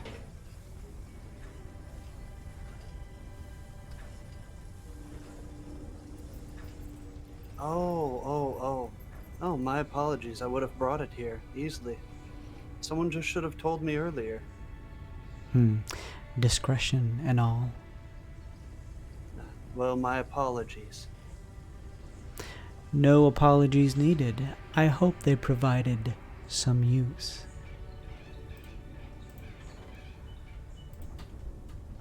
Just gonna narrow my eyes and slowly walk away. Have a fantastic evening, she says, waving as you move away from her.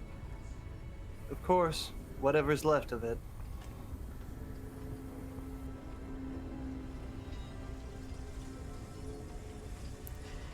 I'm gonna walk towards the exit. Okay, the coin comes to Jude and everyone else gets their proper items. Each of them sort of begin to say farewell to one another. Shimmerin says, you won yourselves some items. I hope you end up enjoying them. Till next time, whoever you are. Valacris looks to each of you and just nods. Fair bids. Farewell. The dog and Jude grab their items giddily. The dog begins to just race towards the doors, and Mademoiselle Jude begins to head towards them too.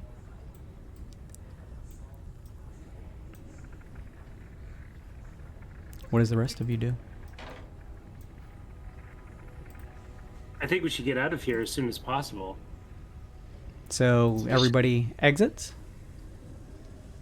Yes, everyone surround Karma like she is president. Karma's throwing a fucking fit. She's just. Pick her up, Obeez. Pick her up.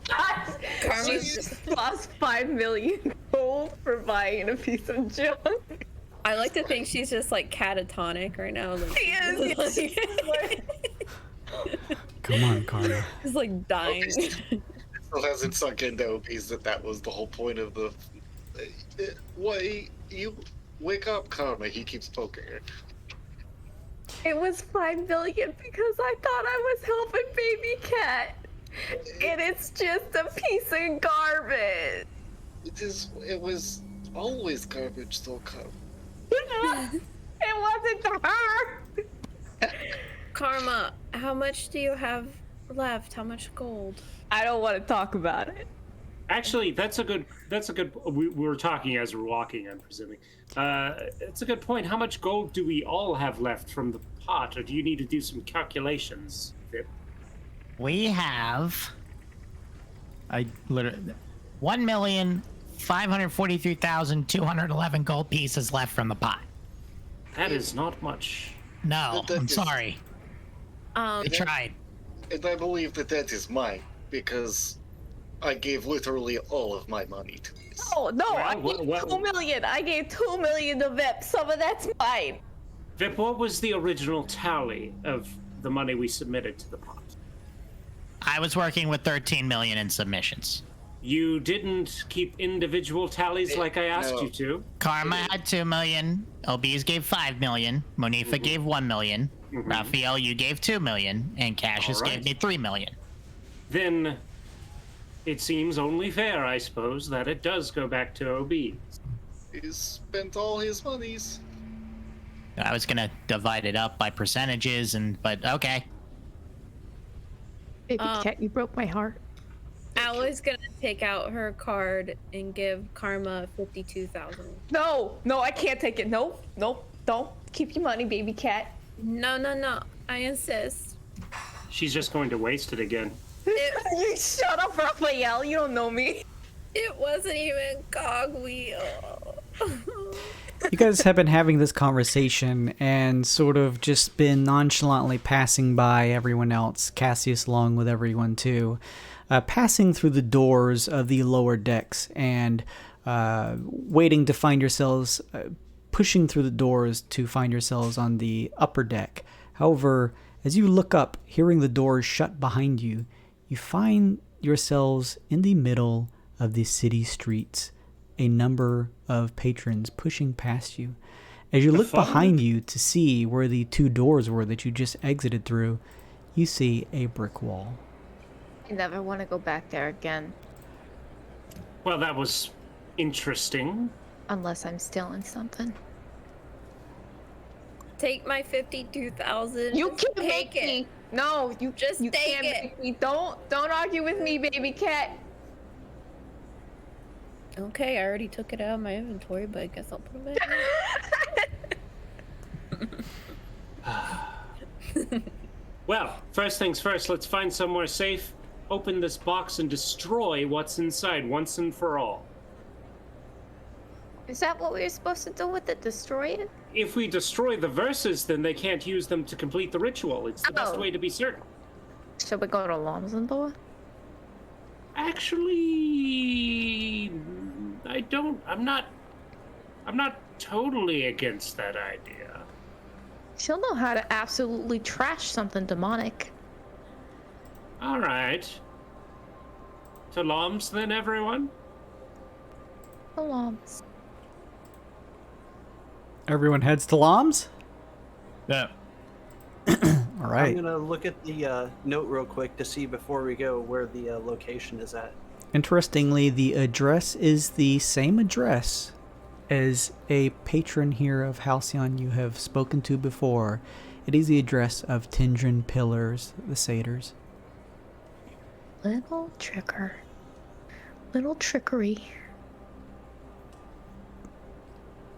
I'm gonna take the piece of paper and look to the group and kind of just turn it around for a second and then fold it back up, scratching my head. So Tendrin. Whoa. What? Whoa. The fuck? What? Oh, that's probably my background noise. Sorry. Oh, I didn't I was hear like- anything. I was like, whoa, that's epic as shit. What are we going on like an airship or something? No. So do you guys think it was... Do you think it was Tendrin tricking us? Or do you think it was someone hired by him? I don't think he's in league with the demons per se. I suppose it's hypothetically possible. I don't want to walk us straight into a trap.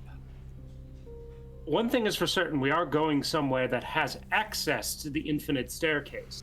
So we could be meeting someone that came from anywhere. True. What if they've, well, offed poor Tindrin Pillar, if it's not him? Try sending him a message. And if he doesn't answer, then maybe he's dead. I don't know. I'm okay with this. Let me check my spell slots. Yeah, I don't think I can spare that. Yeah, this is fine. I can do it. I have a spare Cindy and I can do. Let's see. Yeah. I'll do that, Jason. I will sending Tendrin Pillar, if that is his real name. What do you say? Hey, goat man. It's your favorite client, Karma Tycoon. Who are you?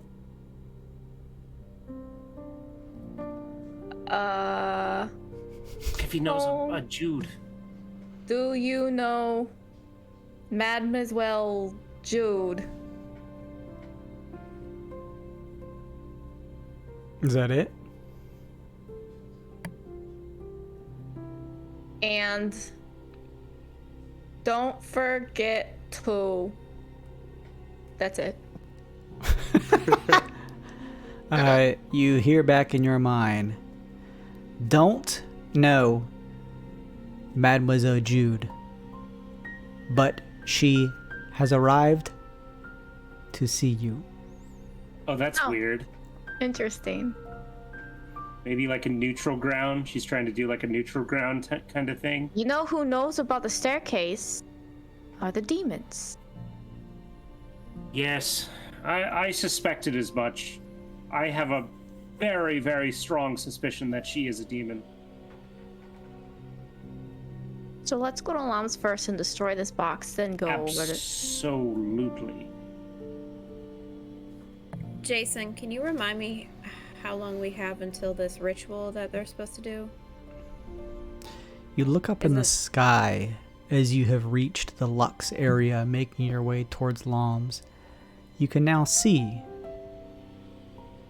up in the sky, a number of planetary vessels, some round like planets, some other objects, perhaps large rocks, seem to be slowly shifting more and more in alignment by the day. You feel like you have 2 more days left. Okay. Don't like that. Mm. Okay. You all head towards Lom's backup base. Mm-hmm. Each of you heads into the stockhouse, bare and largely broken to look disheveled and unimportant, as you all sort of pull the rug and enter down through the trap door. There you see, shifting across with a couple papers, is Lom at a desk writing a couple things. She looks up to each of you and says, "Oh, you made it. Come on in, guys. How did things go?" Very well. We have recovered the sealed verses in box. Mint condition. In the demonic puzzle box, right? Indeed. Interesting. Well, let me see it. Let me see it, please. I'm gonna hand Lom the box. Don't hand her the. Just hold it a good 10 feet give away. it. I hold it. Karma, may I hold the box, please? Okay. Yeah, there you go. Raphael just like stands really, really close as she. She takes it in her hands and, watching to avoid the spiky nature of it, sort of like angles it a couple different ways, staring at it, studying it. Oof. There's some magic coming off of this one. She sets it back on the table. So, your plan is to destroy the contents of whatever's in here, these rites, to help put a Absolutely. stop to this. Absolutely. Alright. That just leaves a simple question. How the hell do we break into this thing? Well, it's some sort of puzzle, surely. Maybe it requires a key, but we have several skilled lock breakers amongst us, don't we? Yes. I- This is very good. I hit it with a sacred flame. What happened? You hit it with a sacred flame. Yeah. You watch as your sacred flame connects. Lom kind of pushing her chair back and throwing her arms up as you do this, as it blasts into the box. You watch as the blast from your blast sort of expands from the natural explosion hitting it, and then begins to pull in as the box. What color is your blast, would you say? It's sunlight. It's like bright a sunlight. okay, the same sort of bright whitish yellow color of the blast begins to almost look as though it's being absorbed into the box, and the several small holes around this sort of like tenuous obsidian box that were glowing red for just a second glow with a similar color as your blast before shifting back to the red. The box sits unmoved. Can I... Oh, go ahead. Oh no, I just said, huh. Oh, can I take the box and look at it and try to, like, move it like a Rubik's Cube and see exactly, like, you know, what it's about? Sure. There's movement to it? Sure. Give me some type of check. Let's do a... I guess investigation. That would work. 13. You see no discernible openings, latches, even keyholes on this box, Karma. If there is a way to open it, It is unconventional, if anything. Well, it's demonic. Can I make a religion check on it? Sure.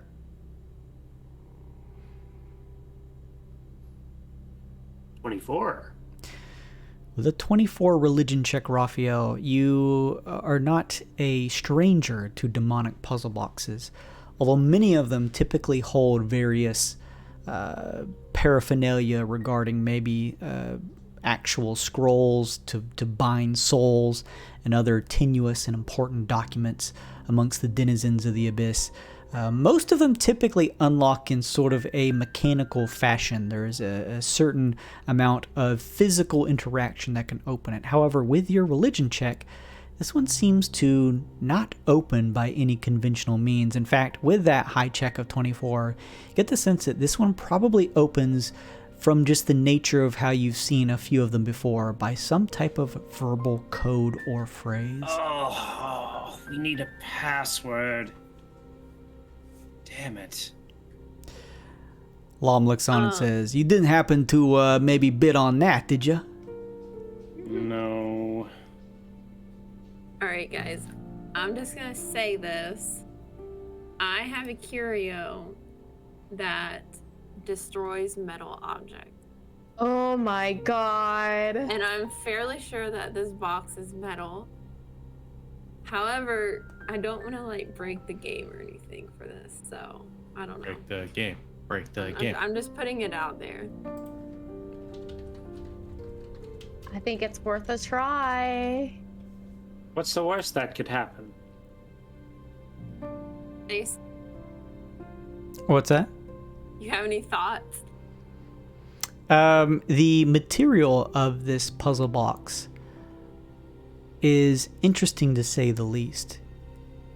It is hard, similar to steel, but with a knock on its side, seems to be slightly more hollow than you initially considered.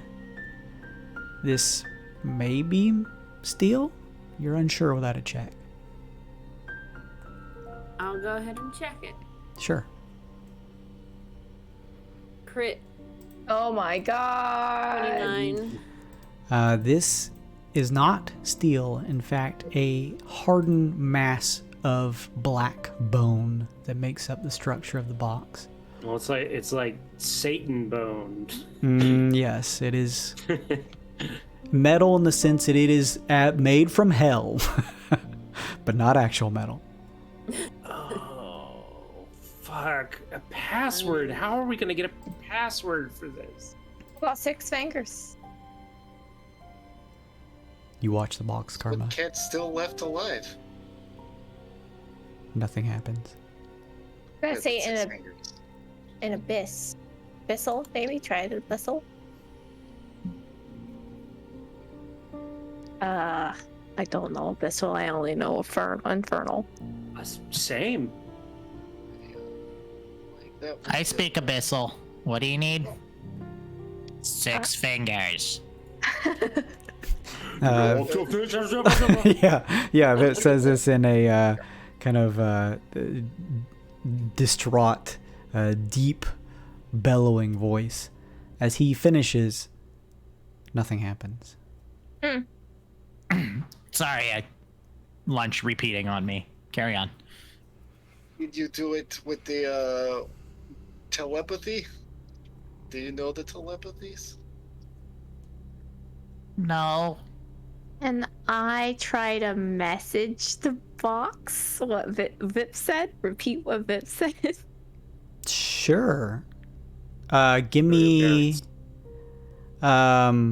a history check to try and recall exactly what he said. Oh, No. history. Give me a performance check. That'd be better. Oh, performance. Comes from the gut, so make sure you not gotta. today. It doesn't. Oh. D4. A guidance. Oh, guidance. D4. Hey. Hey. 15. 15, you feel like you do a pretty accurate job repeating what Vip said, though this time in a sending form directed at the box. Nothing happens, though. Listen here, Right. you little shit. Open the fuck up so we can destroy you. Are there It's any? not sentient. Are there any like grooves or slots? There are In the box. small holes in the box, probably just slightly smaller than a standard humanoid, medium humanoid's pinky size, that just trail off deeper into it, into a burning red glow from within. So smaller than our Bullionaire Bastion badges. Absolutely. Okay. I got nothing, unfortunately. Does anyone have any form? If we What? don't have the password, we don't have the password. There's nothing we can do about it. But does anyone have some form of magic that could replicate or fake this item? Maybe we could make. We have a few days. If we made a identical duplicate, perhaps we could trick them in telling us the password and some sort of climactic showdown of some sort.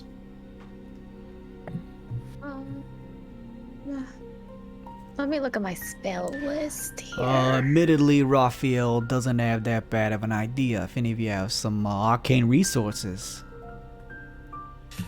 Sadly, I can't reproduce it. Aloy, do you have anything that could make a copy of an item? I'm asking that both as Raphael and as Luke. Yeah, Don't- I'm looking. I don't. Don't we have one of those curios that can make an item? Like you did for my Joaquin coin? Yeah, but it's a mundane. It's Oh like my a God. mundane Guys, item. What? Can I use What? knock to open the box? Try it! Fucking try it! I want to try to knock on the box. Wait, I cast silence on the area first. Oh wait, fair. Would that I would have snuff to it out? see it first. Yeah, never mind. No, you cast silence on the box. She casts knock from outside of the silence. Okay, yeah. still works. Yeah. See, okay, yeah. Just That's a in good case idea. it goes boom or starts shrieking, or I can think of a couple of things a box might do. So, Obeez casts silence on the area. Karma, you step outside the window of silence that everyone is sitting in completely muted and cast knock on the box.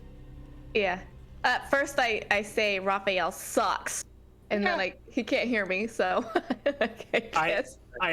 I look really angry for some reason, and he's not sure why. You go to cast knock, Karma. You watch as the small hold filaments in the box that were glowing red for just a second glow a bright blue. There is almost a glow that intensifies from the blue to a white for just a second.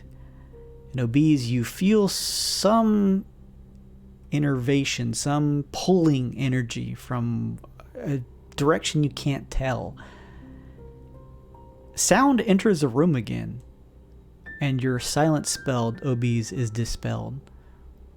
The box shakes a little bit as the colors of the blue go to a soft, deep blue and then back to a red. But nothing else happens. I think is eating my magic, so let's be Yes. careful. It just seems to absorb whatever we cast upon it. Ooh. Oh, that's interesting. A Yes. magic absor- Interesting until one of you just playing around all fucksy like does something that makes the box explode. Well, That's if it what- explodes, we've gotten inside of it, haven't we? Yeah, that's what we want. Yep, Sure. try explode. Try Okay. saying explode in Abyssal. Explode. However abyssal sounds, I don't know. Lom yells, "Whoa, whoa, whoa, don't do that here!" She Oh, jumps sorry. underneath the nearby desk that she's at. Nothing happens, Vip. I pour a vial of holy water on it. You pour your vial on top. Despite the box being extremely cold to the touch, as your holy water drips touch its surface like a heated frying pan, they sizzle and quickly dissipate, a bit of smoke trailing up from them as it touches and quickly evaporates, but nothing else happens. That was pretty cool, though. I guess you said there were little holes. Yes, tiny little holes from within that seem to go in about an inch or two, just sort of glow with a deep red. I'm just gonna do one more investigation check to see if Alloy can interact with that at all. Sure. This 21. Nailing these. Alloy, you get the sense with your investigation check that everyone has been pretty lucky poking and prodding at this box so far. However, interacting with it in such a way as to begin to stick things into these filament areas, these holes, may trigger some type of magical defense. Okay.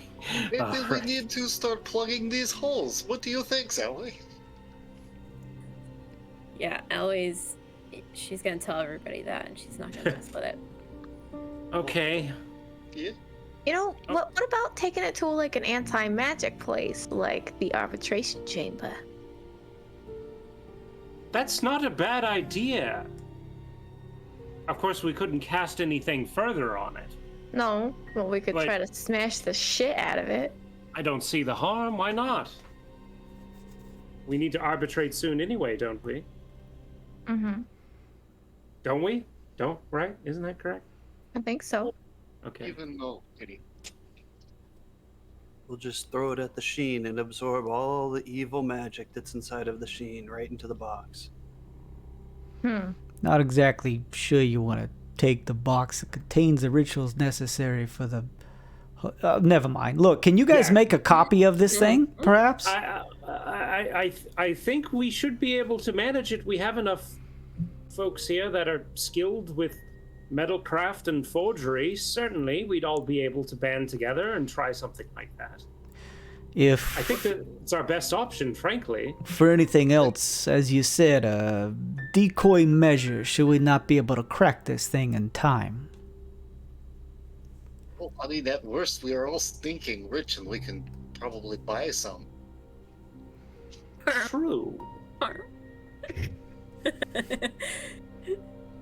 Speaking of, how did you all make out money-wise? You all poor now?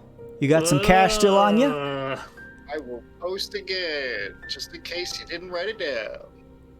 Oh, I mean, that's still not millions, so. Wait, Okay, is I'll get yours. No, you're not. Is this the amount of gold we got back from the... Yeah, that's the your expert? break Okay, back. nice.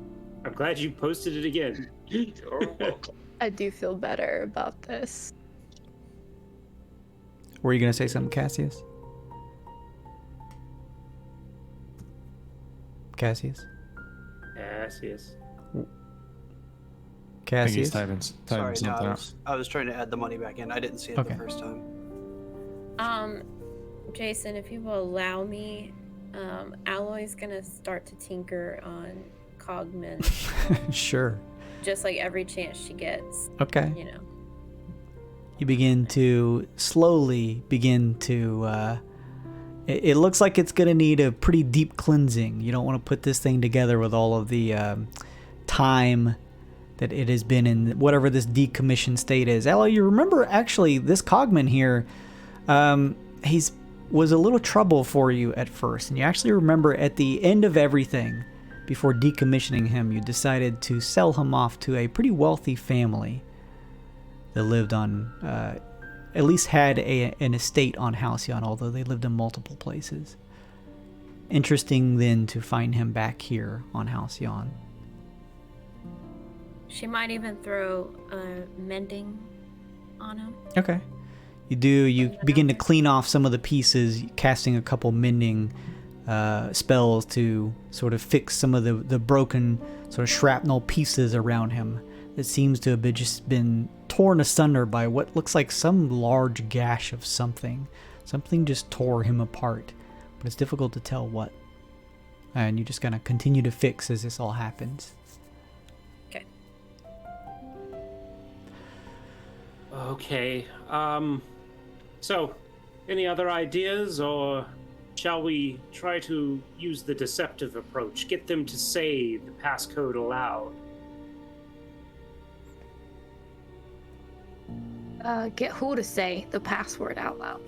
Presumably the one tiefling that had the sunglasses, the one that was leading the meeting. The Lord Dedramir, the demon? That's the one, right. Who else would he... There's always the rakshas. Damn it! Can't say it. I think we have Snowball's chance in hell with Demon Man, but Rakshasa. If they even know the password. Sunny day. This is true, but at least maybe they give us a better direction than the big guy. That is a scary proposition. Here's a question. How do we even get them... How do we, one, get them the box, the fake box, and two, get them to say the password? We know that through our studies that they have teleportation abilities to plane shift. If I was the Rakshasa and I got what I thought was the big item that my boss wanted, I would merely grab it and teleport away. I wouldn't just blurt out the password. But I guess it's better than nothing. Don't you have magics like intrusive, inquisitive magics that can go, inside their minds? Within a mile? Oh, I suppose I could. But not for Rakshasa. They're immune to all of my magic. We would need to have a captive that, one, wasn't a Rakshasa, and two, was weak enough to actually be capturable by us, and three, knows the password. Quite a tall order.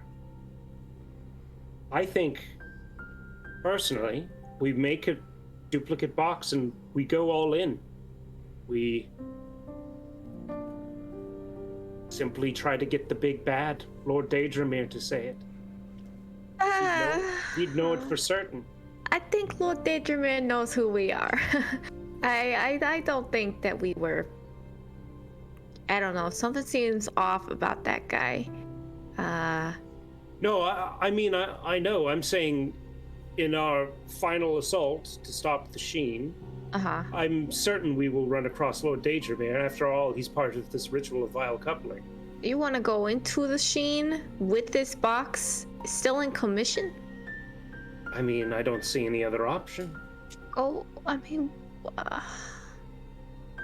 Here's the only other thing I could think of is we entrust the box to someone that is not coming with us. And as soon as we get the password, we send them a message using sending, and they open the box and destroy it. All of these plans are awful. They're all just so risky. Mom, you want to hold on to this box, Mom? She has to come with us. Remember my vision. Oh, you're right. What about Washi? Nope. Also has to come with us. I mean, I can hold on to the box, in the meantime, of course. If you're trying to keep things safe. Who else do we trust? Shit. No one. That waitress at the Applebee's is nice. No. There's that. You guys know Serene. Tinder and Pillar. Serene. Feel like the Goat Man could be bought off. I feel like we need more information. Yeah, we definitely do. Let's hold on to the box and go meet with this Mademoiselle Jude, if that is her real name. It's not. And perhaps the answer will make itself apparent to her. Yeah. That still worries me. What if it's not my coin? What if I'm wasting my time? There's only one way to find out, my friend. Indeed. We're out of leads. We need something.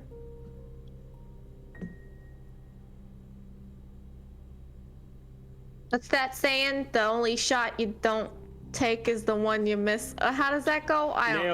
Nailed it. Let's... Close enough. That was close, but you having second thoughts about this, Cassius? I don't know. I don't know how it vanished to begin with. I don't know how they would have got it. Especially with that not being the right cogwheel. I don't know. It just... And the location, too. I just don't want to put us in a position of danger for no reason. We'll all be together. It may hold some answers that we need besides your coin. We have our own destination there. Yours is along the way. I'm more worried about the information. I could give a damn about the coin. If that story's true, which I highly doubt that Joaquin's pissed off at me for whatever I said, that's another thing. I never said anything against her. I followed her course the whole time. I just thought this whole damn thing was fishy. Money, leadership, all that. Let's go. Goddess of leader. Yes, whatever. Let's go. I have faith that there will be a glimmer of light at the end of this tunnel. This is a path for you. And we know it's dangerous, so we're walking in under the assumption that we are about to be ambushed by demons. They're not going to catch us flat-footed. Hey, am I looking after that box? What are you doing with that thing?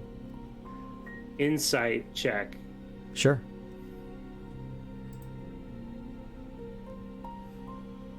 Ooh. 24. Lom absolutely wants to hold on to the box rather than have you all walk around with it. Yeah, but I mean, the insight is like, is she like up to some sort of like nefarious scheme? Like she's just waiting for us to leave the box here, and then she's assembled the infinity gauntlet that she's been hiding behind her the whole time? She seems to have ideas in mind from the way that you're reading her. Maybe not nefarious, but she does seem to have some cogs turning. Lom, you are awfully eager to have us leave the box with you. Yes. I'm not sure that I necessarily trust you all walking around on the surface holding on to this thing. Much safer here with my retinue of devils who, we got a bit of structure built here. We agree. Sorry, go Obeez, you go ahead. We are going to meet someone who at the very least drew a lot of attention from a lot of rich and powerful people not long ago. Okay, well that admittedly doesn't make me feel any better. Well, that is why I am on your side. I wish to leave the box. I do not wish to incur the extra danger that it would bring us. Well, then I agree. Yes, I agree. Lom, we agree that what is inside that box needs to be destroyed. Don't we? What do you take me for? A demon? I'm a devil. Come on, Raphael. The moment we break that thing is the moment we tear it in two. Didn't answer my question. She didn't answer my question. Fine. I'll let Karma decide, since she's holding the box. I'm holding the box. Karma. And in turn, the fate of Halcyon in her hands. I like the sound of that, Karma. You promise not to backstab us. I promise, she says with a toothy smile. Make her pinky swear. Make her pinky swear. What is this? Oh, pinky swear me, Glom. Pinky swear, she says, holding up a scrawny, gross, extended pinky finger with a long black nail at the end, gripping it around yours. I detect magic just to make sure she's not about to walk into a geish. Yeah. I was looking out for you try to detect this, thinking this would be the perfect opportunity for this, but don't detect any magic from it. All right. All right. Gonna take care of this. I'm gonna hold on to this box. I'm gonna make sure it's in safe hands, opposed to you all poking and prodding at it like you just did, nearly destroying half of what could be the city itself. And when the time comes that we have the answers to how to properly open this thing, then we can have this conversation again. Perfect. I'm gonna turn to Raphael and go, wink. I give the box to Lom. Don't. Well, I feel safer. As you should. We've been working together for some time now. I'm just messing with you, Lum. I'm not. Deathly serious, I am. All right, fine. Let's go walk into this ambush, everyone. Okay. Can't wait. All right. Head on the swivel. You all get on out there. You got my phone if you need me. Yeah. Likewise. With that, you all leave Lom's stakeout area, beginning to move from the bottom side, the Lux area of Halcyon, back to the top as I go through several of these. Raphael looks super twitchy. I don't like that. I don't like that we just left it with her. You know that, right? I don't like it. Lum hates the demons, Raphael. Yes, but what if just you can never discern the devilish mind. Devilish is the word to describe a devil's mind. You're right. All those years clawing her way through the abyss, trying to get revenge, that's just gonna go away. That's just instantly gonna go away. I think you're right, Raphael. No, I have no doubt she wants to be rid of the demons. It's her methods that concern me. Again, what if she knows something about this box that we don't? What if she's just waiting for us to leave so she can somehow harness it with some sort of profane ritual that will vault the quill to the annals of power in Halcyon, and it would be your fault. It wouldn't be my fault. I would totally, I would take that. That would be my bad, but I don't think that's gonna happen. I hope you're right. How much you want to bet, Raphael? Raphael, how much? Bet me something. How much do you want to bet? I don't bet. Have we met before? Have I met any of you before? How much you want to bet, Vip? A lot. What are you in possession of now? Let's double your money. You're gonna win this bet, so we'll talk about it later. We'll bet later. It's all right. This is your guys' like between sessions game that you play. How about you say 235,000 gold? I don't think I have that much, Vip. I'm gonna be honest. You have 238,000 gold. I don't think I don't know. How do you know how much I have? Don't worry about it. We'll talk later. Because it is on the ledger. We are all doing this on the papers. I did not. He knows because I did the maths for you. You see this? You see this, Vip? He ruining the deal. He's ruining the deal already. Tainted. It's Vip tainted. Minor Illusions, a ledger. With you, Vip. Says right here it says it here right in my notes that's how much money you should have after all this. Okay, we'll talk later. What's up, Ashley? She bought Stray, Nick, a big bullion package. Please give me a D4 roll. I'm gonna take that money later, Vip. Vip, you have an additional 10,000 gold on your person. Thank you, Ashley. Carmen, you want to bet 10,000 gold? 10,000 gold that Lom isn't gonna backstab us. Sure. Okay, deal. I'm gonna be Jake. so pissed. All right. I'll be pissed for other reasons than 10,000 probably, but you know. What? You're shaking your head. Let us go. You guys are heading through the city streets using the turnstile, this arcane elevator, to shift from the Lux area back to the top side with the large crowds and shifting carriages. As a matter of fact, Serene gets in contact with you again, Alloy, and is able to pull up and take you all in carriage on the way there. As you are headed there, Serene is gabbing her mouth off to literally whomever will listen, and if no one is listening, she's still talking. What's the divider in the limousine for a carriage, right? It's like these, it's like these black curtains inside, yeah. I'm sitting up front again. Serena and I are friends. and I got this awesome opportunity. It's so close to Halcyon Heights. Oh, it's only a matter of time before I'm looking out from the balcony on like the 200th floor of one of these towers. She just blabs on and on. Is this like to live, or are you buying this place, or what's your situation here? I don't know. You don't know? How do you not know? Look, Who's taking care of your finances? I am, okay? It's me. Well, I trust you, but because you're driving, but who taught you how to manage money? I did. Taught yourself how to manage money with no point of reference at all anywhere? You are digging yourself a deep hole. I read a couple books. Are they the same books I read? I don't know. What did you read? All of them? Well then, will you quit badgering me and maybe give me some tips? I'll definitely give you some tips. I want to make sure you get a good return on investment. Your interest rate's low. Whoa, wait. Are you going to try and charge me for this? No. Is that this angle you're having at? No. Why would I charge you when I handed you a boatload of gold last time I saw you, and I was going to do it again because you seem like a nice lady. So this tip stuff will be free?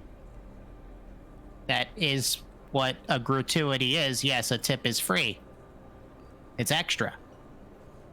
Take it or leave it. Okay. Shower me with tips, VIP.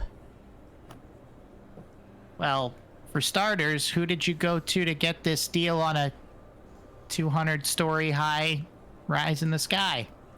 Oh, I'm not there yet. I'm actually in the back alley area of one of the nearby towers, but it's close to Halcyon Heights. You live in a back alley? Well, not a back alley. It's a room close to a back alley. Look, I'm working up the ladder.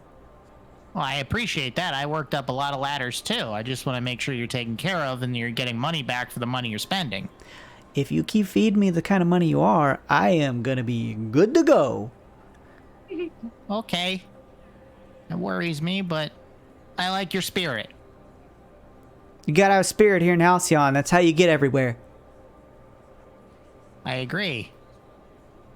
I like it. What's the first thing you're gonna put in this big house? Vip and her gab on. She just tells you. She goes into full mundane detail of all the kind of girly accoutrements that she plans to place in her interior that you may find entertaining. I don't know.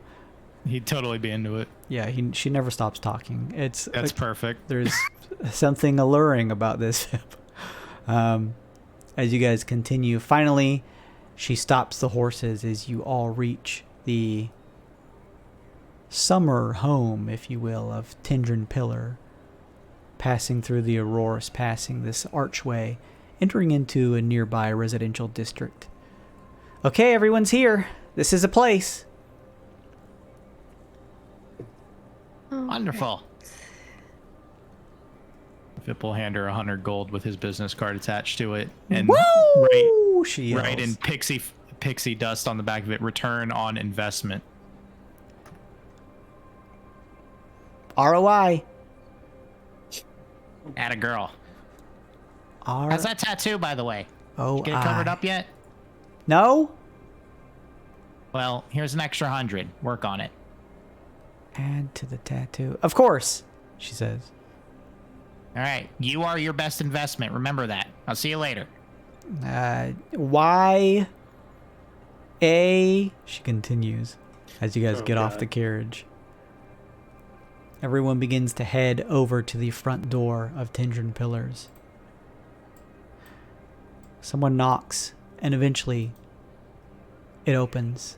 You see the formally dressed Tindrin Pillar the Satyr open the door. Hi, welcome back, friends. Come on in. There's just Mad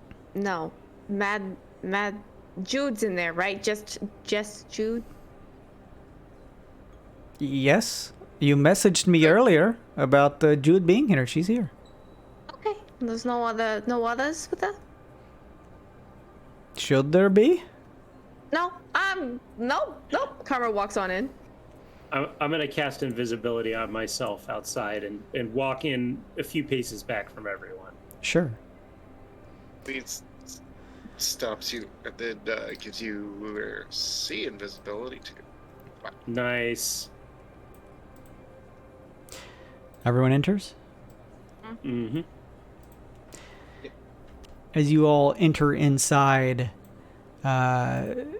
exiting out from the sort of loud crowd of the busy side of the top side of Halcyon, entering into the abode of Tindrin, you follow him through a short entry hallway, and similarly as you did before, into the living area.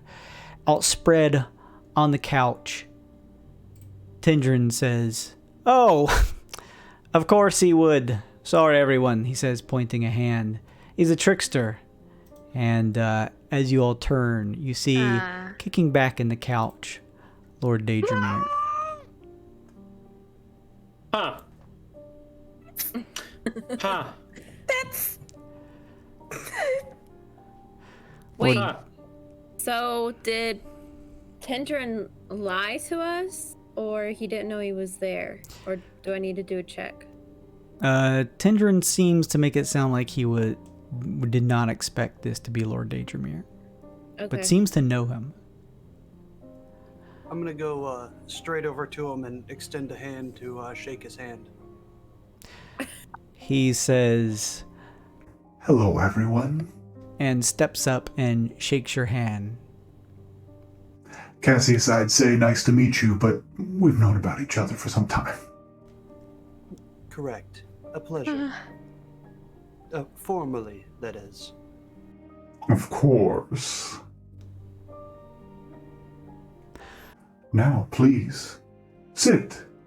I understand that you came to meet with Mademoiselle Jude, but, well, I assume the nose bop would have given me away. He says, looking over at you, Karma. But I suppose not. Oh my god, you're right. No, I'm so dumb. Guys, I got... This isn't... I get fooled really easily nowadays, don't I? Sorry for the deception, He shrugs. but I would still like to talk business with you all. Of course. What do you all do? Tindrin turns and says, would any of you like drinks? Are they free? Sure. Okay. Hey, Raphael friends. Go ahead. maintains his invisibility.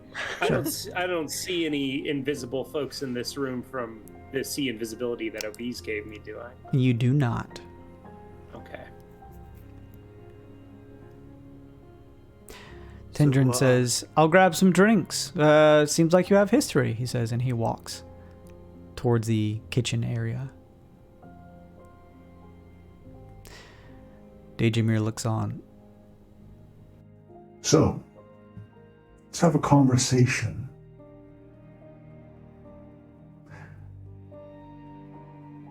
It seems as though you outbid me on the puzzle box. He says with a smile. Tried my best. No offense. I think you let us outbid you, sir. It's puzzling still is why you let that happen. I never said I did. You don't possess the infinite wealth of all that is known?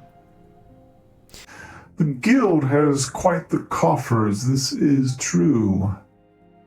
But more to the point, it matters little. You currently find yourselves in possession with the puzzle box. He leans back, now sitting upright, kicking a leg over another in some very expensive-looking pants and boots.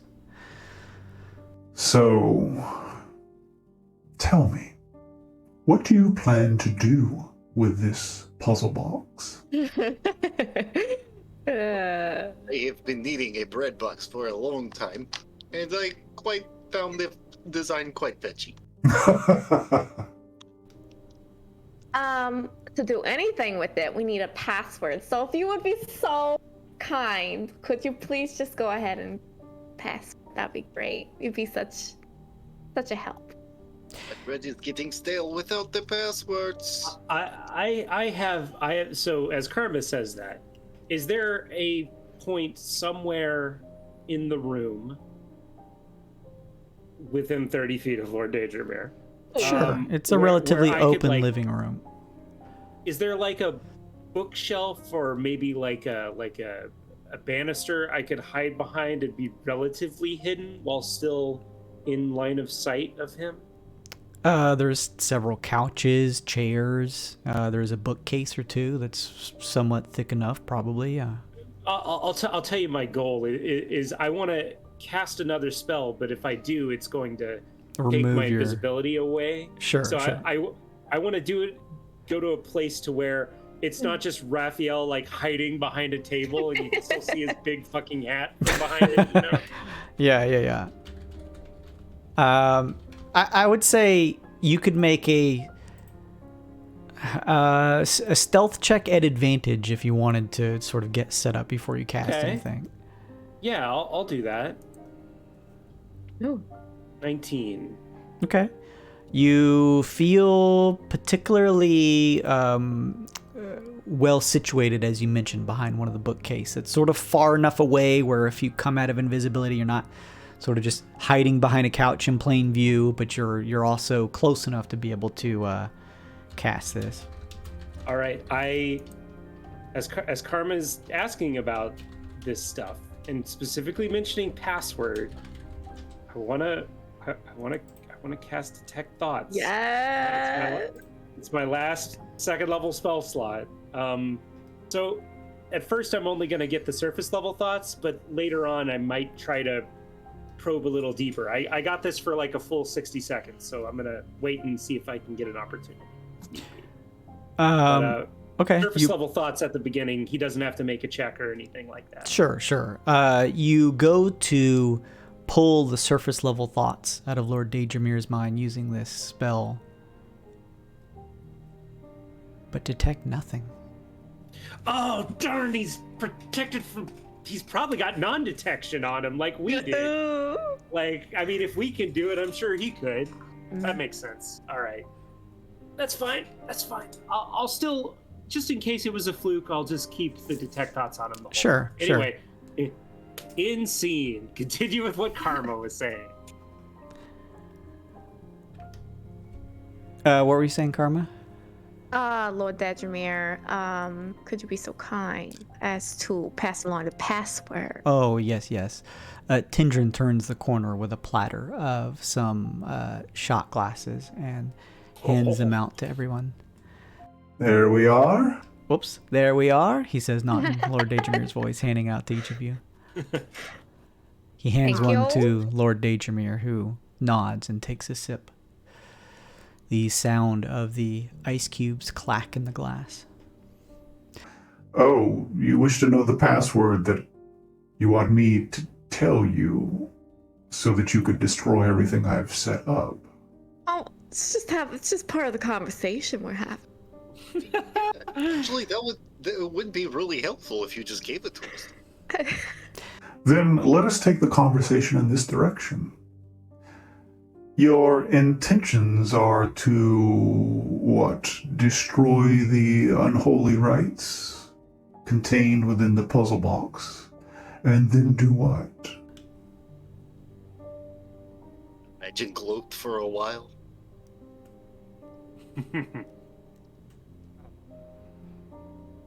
I see. And then capture Halcyon's heart in a display of magnificent glory. I think that is what the general plan was, but specifics. Yeah. Interesting. You have less information than I originally anticipated. Oh. And here I thought we were to talk about business. Oh, of course, business is at hand, and I'm happy to provide. Destroying the unholy rites will certainly put a kink in the plans, but will not ruin them 100%. How come? There are other methods available should the Unholy Rites be destroyed before it is time for the ritual to take place. How very interesting. What are those other methods? Oh, you have asked quite a lot of questions, but have not answered many of mine. Okay. What's one of your questions? Sagittarius, strawberries, and walks on the beach. Not a bad one. I like that. Yet, you each hold within you, even after this auction, some amount of gold. Oh. You have done the work of this billionaire bastion. Why not take your findings, go off-world, and leave Halcyon to its own fate? Move with your copious amounts of gold to any world under your desire. Spend a new life there, and let Billionaire Bastion clean up what is left at the tail end of things. Sounds nice, but what's your question? Why don't you take your money and leave the city? Why carry through with the rest of what is likely to be nothing but pain and bloodshed as an increasingly closing war between the factions of the Abyss and those of Halcyon begin to flare and ignite? Those that trying to part their fate early are easily fated to die early. That works. I don't know. He's the first person in months that's talked any sense of what I originally spoke. That sounds like a great idea. Oh, whoa, Cassius. I mean, yeah, no, I'm not disagreeing with you. It sounds wonderful, and eventually do it. But think about this, Lord Dedramir. All of us from different places, all in one place together. Don't you think that's meant to be? Don't you think that's a little, like a little destiny shining through? So why would we stop now when that's not our path yet? Huh? Should you open the puzzle box, it is arcanely enchanted with a trigger. This trigger, upon the opening of the puzzle box, at the exact moment that it is opened, will sound the alarm for the armies of the Abyss to invade Halcyon. Oh, shit. As I said, even if your intentions are to destroy the Unholy Rites, the war will be brought. What if we... So, I mean, if the Holy Rites never like do the alarm, the army doesn't come, right? Like... Sure, but how would you get the Unholy Rites without opening the puzzle box? How far away can the demons hear? That's the next question. How far away does the box have to be in order for them to hear it? It is enchanted with a strong magic. As you have likely detected over your time, it is transplanar. Opening it up, no matter where you are, will signal the armies of Azagrat. Oh. Yes, it is dimensionally loud. Correct. Your Dedramiridness, Sir Lord. Your fairiness. Oh, I like that. What happens if the box is just never opened? An interesting situation, indeed. In the event that the box is never opened, alternatives will be made amongst those of the guild. It will not stop the ritual, but supposedly you will have held on and potentially staved off a potential war. At least for a few more moments. Thank you. If not opening the box, then how do you expect to summon your armies then? Mr. Smart Guys, why do you need box then? during the time of my bonding with the Sheen in order for the ritual to begin. It is through the Unholy Rites that the ceremony will be christened, and the transition of Halcyon and the invading armies will begin. Either through the opening of the puzzle box, or should I not obtain the Unholy Rites in hand, then equally there will be alternative methods that I am willing to indulge in to make sure that this happens. Why Halcyon? It is the center of avarice and indulgence in the Twixt. Surely the perfect place for a demon, an archdemon, if you will, to find some place that he himself has certain indulgences that he wishes to give into. You're an art. So you're an archdemon? No, Oh, I am not. what are you? It's working for once. Oh, I'm working for one. but what are you? I am a demon. I know you are, but what am I? You're bonded to the Sheen, Will be in a matter of days. and you want to be. Well, for things to happen, things have to be set in motion. This is what has been foretold since before my birth. It is the reason for my creation. Who created you? Now that is something I feel as though I should not answer. Oh, that's a juicy one. Come on, you tell us. Come on. What's it gonna do? Huh? What are we gonna do?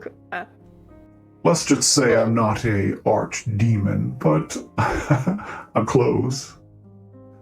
Well, if all of this is inevitable, why bargain for a box now? I never said that I was trying to bargain for the box. I am curious as to what you would plan to do with it.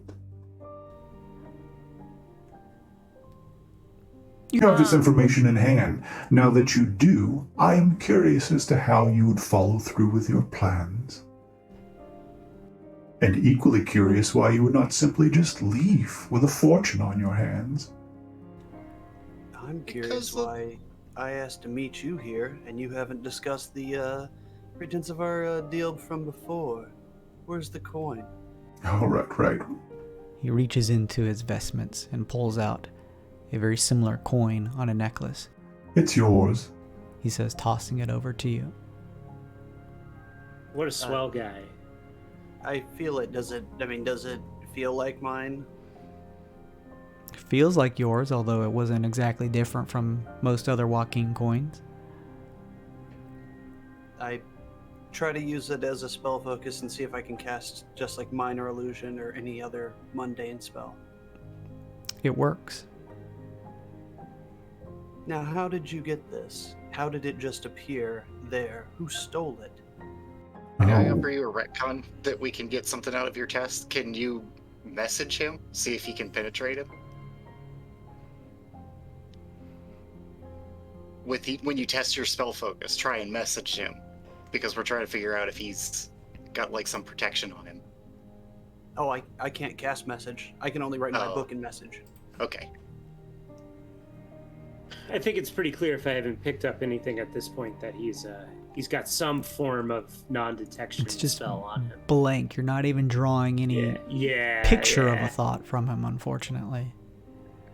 So who's to say that the Sheen isn't just gonna take over you guys? Like what bag? The Sheen's the one making all of this work. Who's to say that she's not gonna step on you after using you and take over?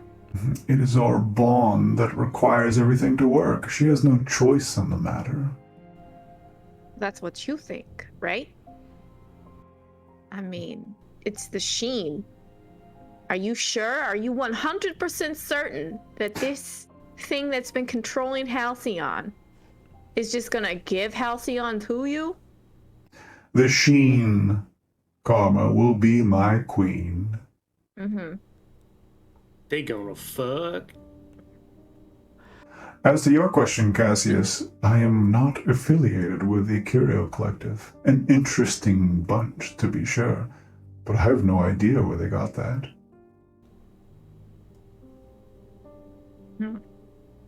You wouldn't happen to be seeking freedom from something, would you? Aren't we all? It does not answer question. We are all here under some system of oppression, be it small or large, monetarily, familial, objectives that we must complete under a certain guidance, guided by either our faith or intuition. We are all prey held in a system of control.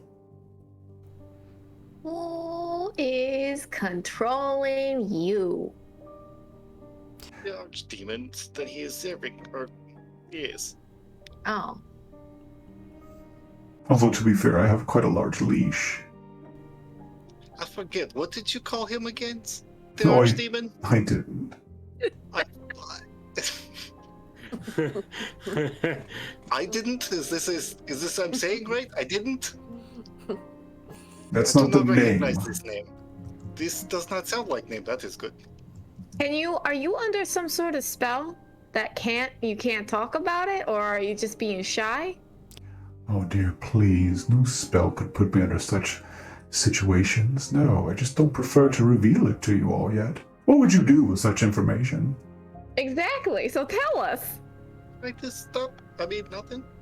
We're just curious. You know, you're just curious, we're just curious, we're just having a curious conversation. Let me ask you first, do you plan to intend to stay on Halcyon after everything that will continue to progress here? Probably not. Nah, that's just me though. That's not saying that I'm just speaking for myself. I mean, Vip's got his whole faith thing going, so who knows? What are you doing, Vip? Are you staying? It completely depends on how things turn out. I mean, I'd love to get that whole quarter set up, but if that doesn't work out, I'm sure my services are going to be needed elsewhere. Especially if there's like no city because it's been invaded by a horrific army and turned into boiling guts. Not really many contracts to be made here. Should have focused this question more. If you stay here in Halcyon, it is likely that the war that will embroil it will kill every citizen. Or entrap them. I think the point has been made. What is the reason for the point, then? Why you want us to leave so bad? I didn't want you to leave or stay. I was curious, and it seems as though no one has given me a straightforward answer. Then what do you ask these questions for? I do not understand why we converse with you. Obeez, wait, let's answer his question so he answers that question. Yeah. Okay. Alright. I'm gonna be real with you, Didramir. Yeah, no, I'll leave. I'll totally leave. So, is that good enough for you? And everyone else? I will also be leaving. There's no reason to stay here. Well, I mentioned before, I would like to find something out before I leave. I just am slightly curious at who put me in my predicament, but I mean, my family's already left. So then, let's play this out. You find some means to open the puzzle box. You then give the puzzle box to Billionaire Bastion, and then take your leave, correct? Something like that. Maybe. Sake of argument, yes. Okay. And the rest of you? Vip? Alloy? Well, if things work out here, then I stay and work. If they don't work out, I return back to the Fey Court. It's fairly cut and dry. Unless you're hiring a person that negotiates contracts, but I seem to gather that you're pretty good at those yourself. I see. So you all plan to leave then, is that correct? If there's nothing here, then why stay? An interesting point. Then why try to open the puzzle box at all?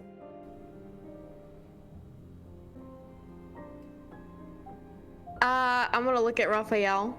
It's a holy mission. God damn it. He hasn't drawn attention to Raphael until. Then never mind. I'm sorry. Then no, I will. You're good, Raphael. Raphael, I have a better question for you, Daedramir. You say this? Yeah. Okay. I jump out from behind the banister. Lord Spaghetti. Daedramir, he doesn't turn and takes another sip of his drink and says, Yes, Raphael. You're awfully confident in yourself. There are, after all, 6 of us in Manifa here. She's in awe of me tonight. That's why she's so quiet. You must be awfully sure of your abilities if you think you can merely walk out of here alive after insulting us so. Questioning our conviction. My answer to you is thus. Wherever there are demonic scourges, I will be there to smite them with holy justice. And if that's here, then that's where I'm staying. So it seems as though one of you plans to stay. Perfect. How about this? I will offer you each an additional 2 million in gold pieces. And tonight, this very night, I will offer shuttle off of Halcyon to the freedom of the outside world. Away from these matters of demons and Halcyon, the Sheen. What do you say? Oh, thank you. Why not? You know my answer. Well, yes, Raphael's is set in stone. But Obeez, you said you would leave. Yes, after job. I do not leave before job's finished. What is the completion of the job? My job is my own. I have my own missions. A holy mission. Do you think this is the only thing I am doing tonight? Karma, Alloy, Monifa, Vip, Cassius. 2 additional million to your accounts immediately transferred. You have your necklace back, Cassius. Leave Halcyon. Why not? No. Not yet, at least. Jeez, well, then what do you have left to do? The holy mission. What is your plan to do the mission? You have... The owlbears need a home. Well, you heard my answer before. I'm curious to see how I got in my current predicament. I mean, I can't just leave knowing that because, well, as soon as I leave this rock, I might as well just jump into the void of space anyways. Cassius, in 2 days' time, there will be no Halcyon to investigate. Just a pro tip. Unless... Then I guess I should get to work before I leave then. Exactly. That is the holy mission. Finding about Cassius's past. No. Finishing the work before it goes... You know, we're on a time limit. We gotta finish our job. And we all know what the job is. Is the conclusion of the job? You suggest that we all know what it is. I am unsure of that. Listen to me. It is to save Halcyon from demons. That's all it is. Your decisions you've just mentioned to me elude me. You said you'd leave Halcyon, but now you're saying you're going to finish what you started. Yes, and then leave. I said nothing of this. Oh, well, I did. Then, comma, your choice is death. No, what? No, I didn't choose death. You won't. Whoa. You won't succeed. Well, I mean, you don't know that. Are you a fortune teller? Yes. No. Read my palm. What does it say? Don't read my palm. Don't touch him. No. Too late.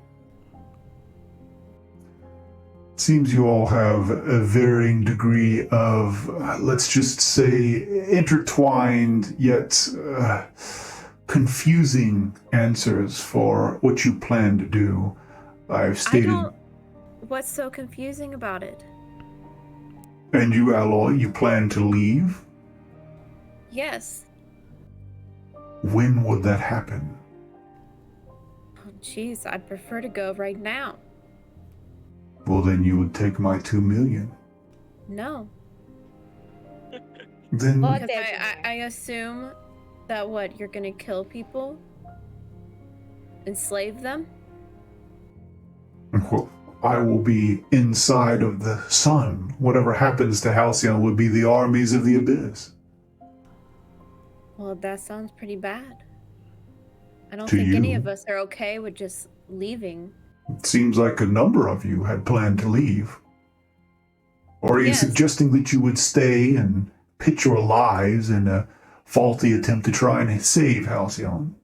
We all If want to we- leave, but after we know that Halcyon's not going to become the pit of hell. It's not that complicated. So with the knowledge that you cannot destroy the Unholy Rites in a manner that would stop the ritual, what would be your backup plan? This is like your opinions, man. And why should we trust like your opinions? And why would we tell you our backup plan? You're our enemy. Why would we? I mean, come on. We're smarter than that. And we've been answering all of your questions. and You you have still told haven't me answered quite a mine. fair amount, yes. Now you have to answer mine. That was part of the game. He leans in close to you, Kama. What was your question? What is my question? Oh, who made you? You act as though I was created in some vat. Mommy, daddy. I want to know your mommy and daddy. Oof. Mommy could be any number of folks. But Daddy is Lord Grodst. That's bad, guys. That explains, I guess, why he wants to do this. So, okay. Hey, am I supposed to know who that is? It's Make the Demon Lord. yeah, Raphael. It's the demon lord of decadence and greed and stuff. Actually, I don't think it's greed. I think it's literally just like decadence. Okay. So, okay. You're doing this for him then? Yes.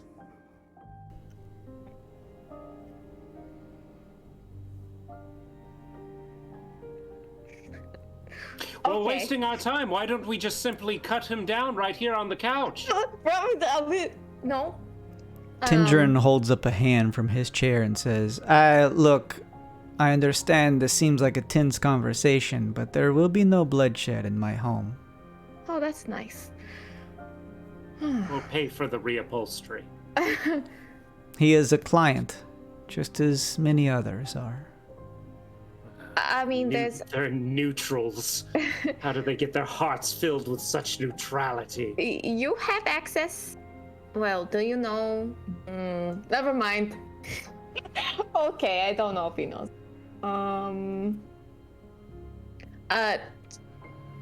Should we ask him about the infinite staircase?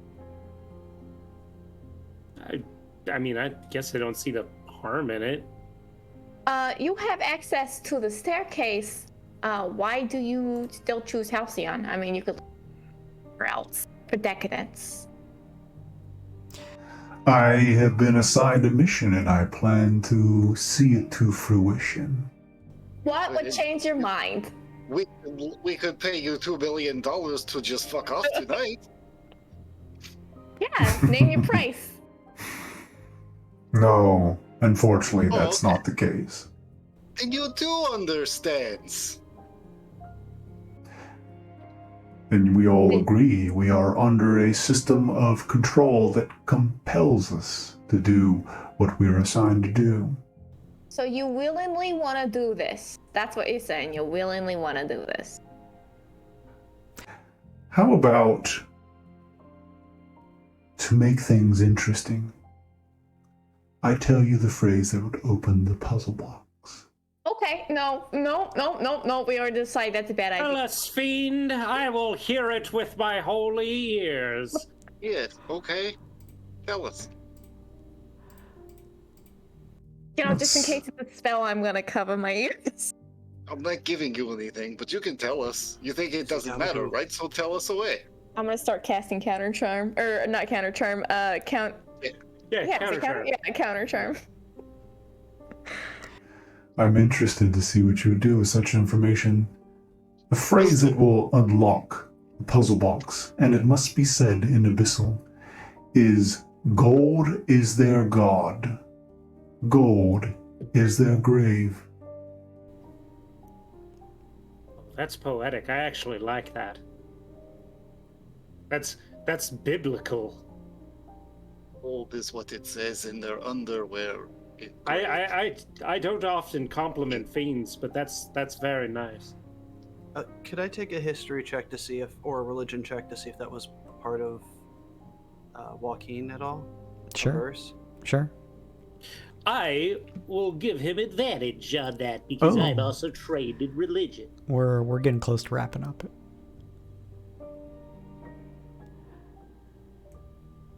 19 total. All right. With a 19, Cassius, gold is their grave. That sounds tantamount to the opposite of Joaquin's teachings.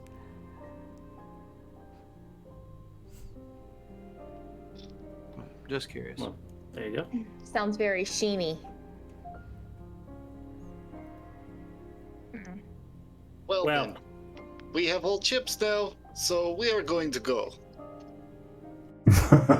I suppose you do. You hold all the cards in your hands. Let's see what you put on the table when the time comes. You know, you can always back out of this. You don't have to go through it. We'll stand. We can let bygones be bygones. As Obeez has mentioned, we both understand that is not a possibility. Okay. When next you meet, you will face us in full righteous fury, fiend. And I walk out like ranting and like spouting like verses from my Bible, you know. For though I do walk through the shadow of the valley. I look forward to it, he says, waving at you. Cassius, you think it's maybe something in your eye as you wipe them for a second. But there seems to be a very subtle, almost goldish glow coming from Lord Daedramir. From his body, maybe somewhere inside, almost as if his bones, maybe even his entire skeleton, is lighting up with a goldish yellow glow.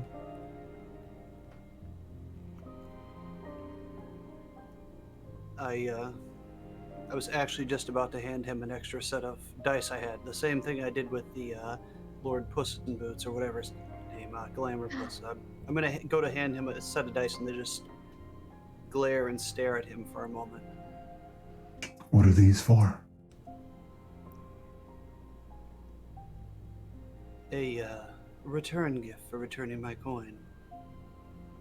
Use them, well, should you be dancing on our graves at the end, use them for your first bet in the casino. I will hold on to these, he says. I'm just going to keep glaring at him and try to focus on the gold sheen coming from him. He smiles. Well, Tindrin says, I suppose if everyone's done with their conversations, you got the information you needed in a calm, non-violent method, which I appreciate in my abode. Is there anything else that I myself could help you with? You're lucky, Tendrin. Those that remain neutral to evil are judged just all the same in the afterlife. Remember this. I poke him really hard in the shoulder. No offense, Raphael, but I do not ask about the lifestyles of who comes here as a client. I simply tend to their needs when they are in pain and need medications. I just stare him down, and I just walk backwards slowly. Perhaps there are some who come here seeking my aid of a certain ill repute, but that does not remove the need to see to their care.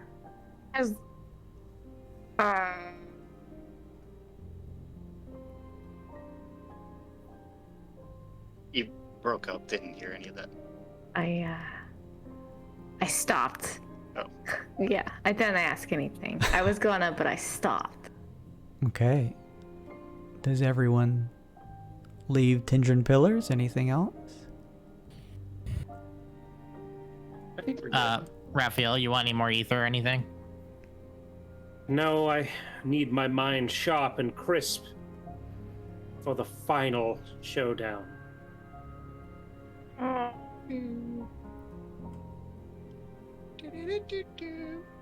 Just gonna walk out backwards, still eyeing him down. I suppose I'll be seeing you soon, he says with a wave of his hand, as you each exit the house and find yourselves. Oh, go ahead, babe. I was just gonna say, Tendrin sounds pretty chill for a guy who just heard all of that. He seems completely nonchalant about the whole affair, remaining completely neutral through the whole thing. Filthy neutral. So there. You all find yourselves outside of Tendrin's as the door closes, having just met one of the leaders of the guild, who in 2 days, when the Gugadium cluster aligns, the ritual shall begin. However, now equipped with the phrase to open the puzzle box. What you all choose to do with this information and how it all plays out will be up for you to decide. Next session. That's the end of this session. Thank you all for hanging out. I really appreciate it. Thank you, Intrepid DM, for hanging out and lurking. Thank you, Magical Girl Ashley. Thank you, Mama Bear. Thank you, Mousy, for hanging out. I really appreciate it. Thank you, Queen Gore, for buying a couple curios. That was very nice of y'all. I really appreciate it. If you enjoyed the content here, you're welcome to give the channel a follow. I want to keep pushing and try to hit 400 eventually and keep growing. So thank you all so much for all the support, all the follows, all the bits and Twitch channel points and subs that you give. It's super supportive and I really appreciate it. If you missed any of this episode and want to check out more, there's all kinds of links that I have to different things. You could watch them here as VODs. Go over to the YouTube, check out the Twitter, which I'm going to go and think, what was it? What were their names? Hang on just a second. Go over and once again give a shout out to Pretty Puppet for winning the dice bag. Yes, plenty of ways to come check it out. I got a Patreon, Instagram, as well as shop that you can check out. All of those links are there. All the information for any of that stuff can be found in the About section down in the below panels. Thank you all so much for tuning in.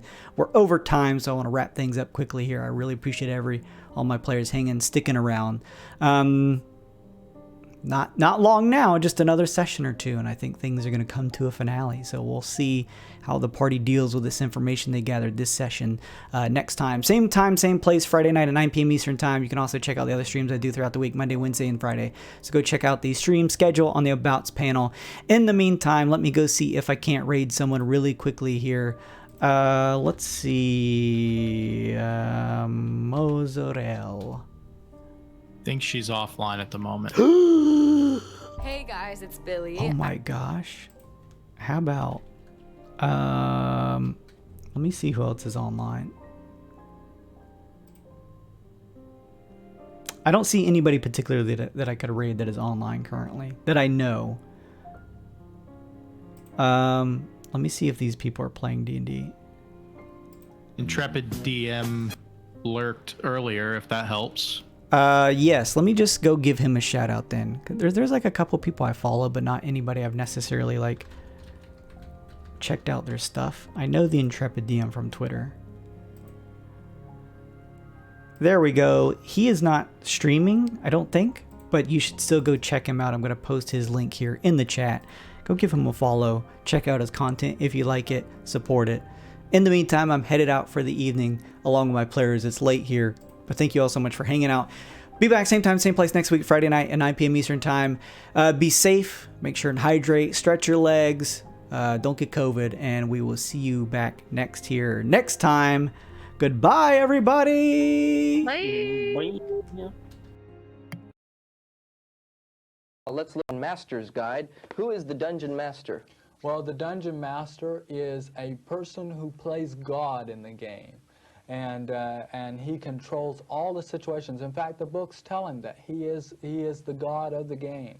And he controls the situations in the game, controls the way the players are moving through the dungeons, and then if he doesn't like someone, he can play pretty much against them. Do you think parents are aware that when the children play the game, that demon spirits are involved? I do not think that many parents are aware of what's inside the game. In fact, in my presentation, I show many pictures from the inside of the books just to show the images of this game. I mean, the gruesomeness of this game and the occult link to it. Well, I know that when I did my message, and this has happened, I have letter after letter where people took the pieces. Now, there's sixes involved in the pieces of the game, but they'd take the pieces of the game, they would throw them in the incinerator or the fireplace, and screams would come out because there seemed to be some kind of spiritual forces inhabiting those pieces, and children would drop out of life. They didn't want to study anymore. What are the pieces, for instance? Well, this game affects the most intelligent of our children. And the pieces include white witches, wizards, necromancers, the clerics, that type of thing. It includes evil wizards. It's a white versus black witchcraft. The good versus evil is white versus black witchcraft. And Anton LaVey, the writer of the Satanist Bible, says there is no such thing as white witchcraft. Well, being a Satan worshiper, he should know. Yeah, he should know.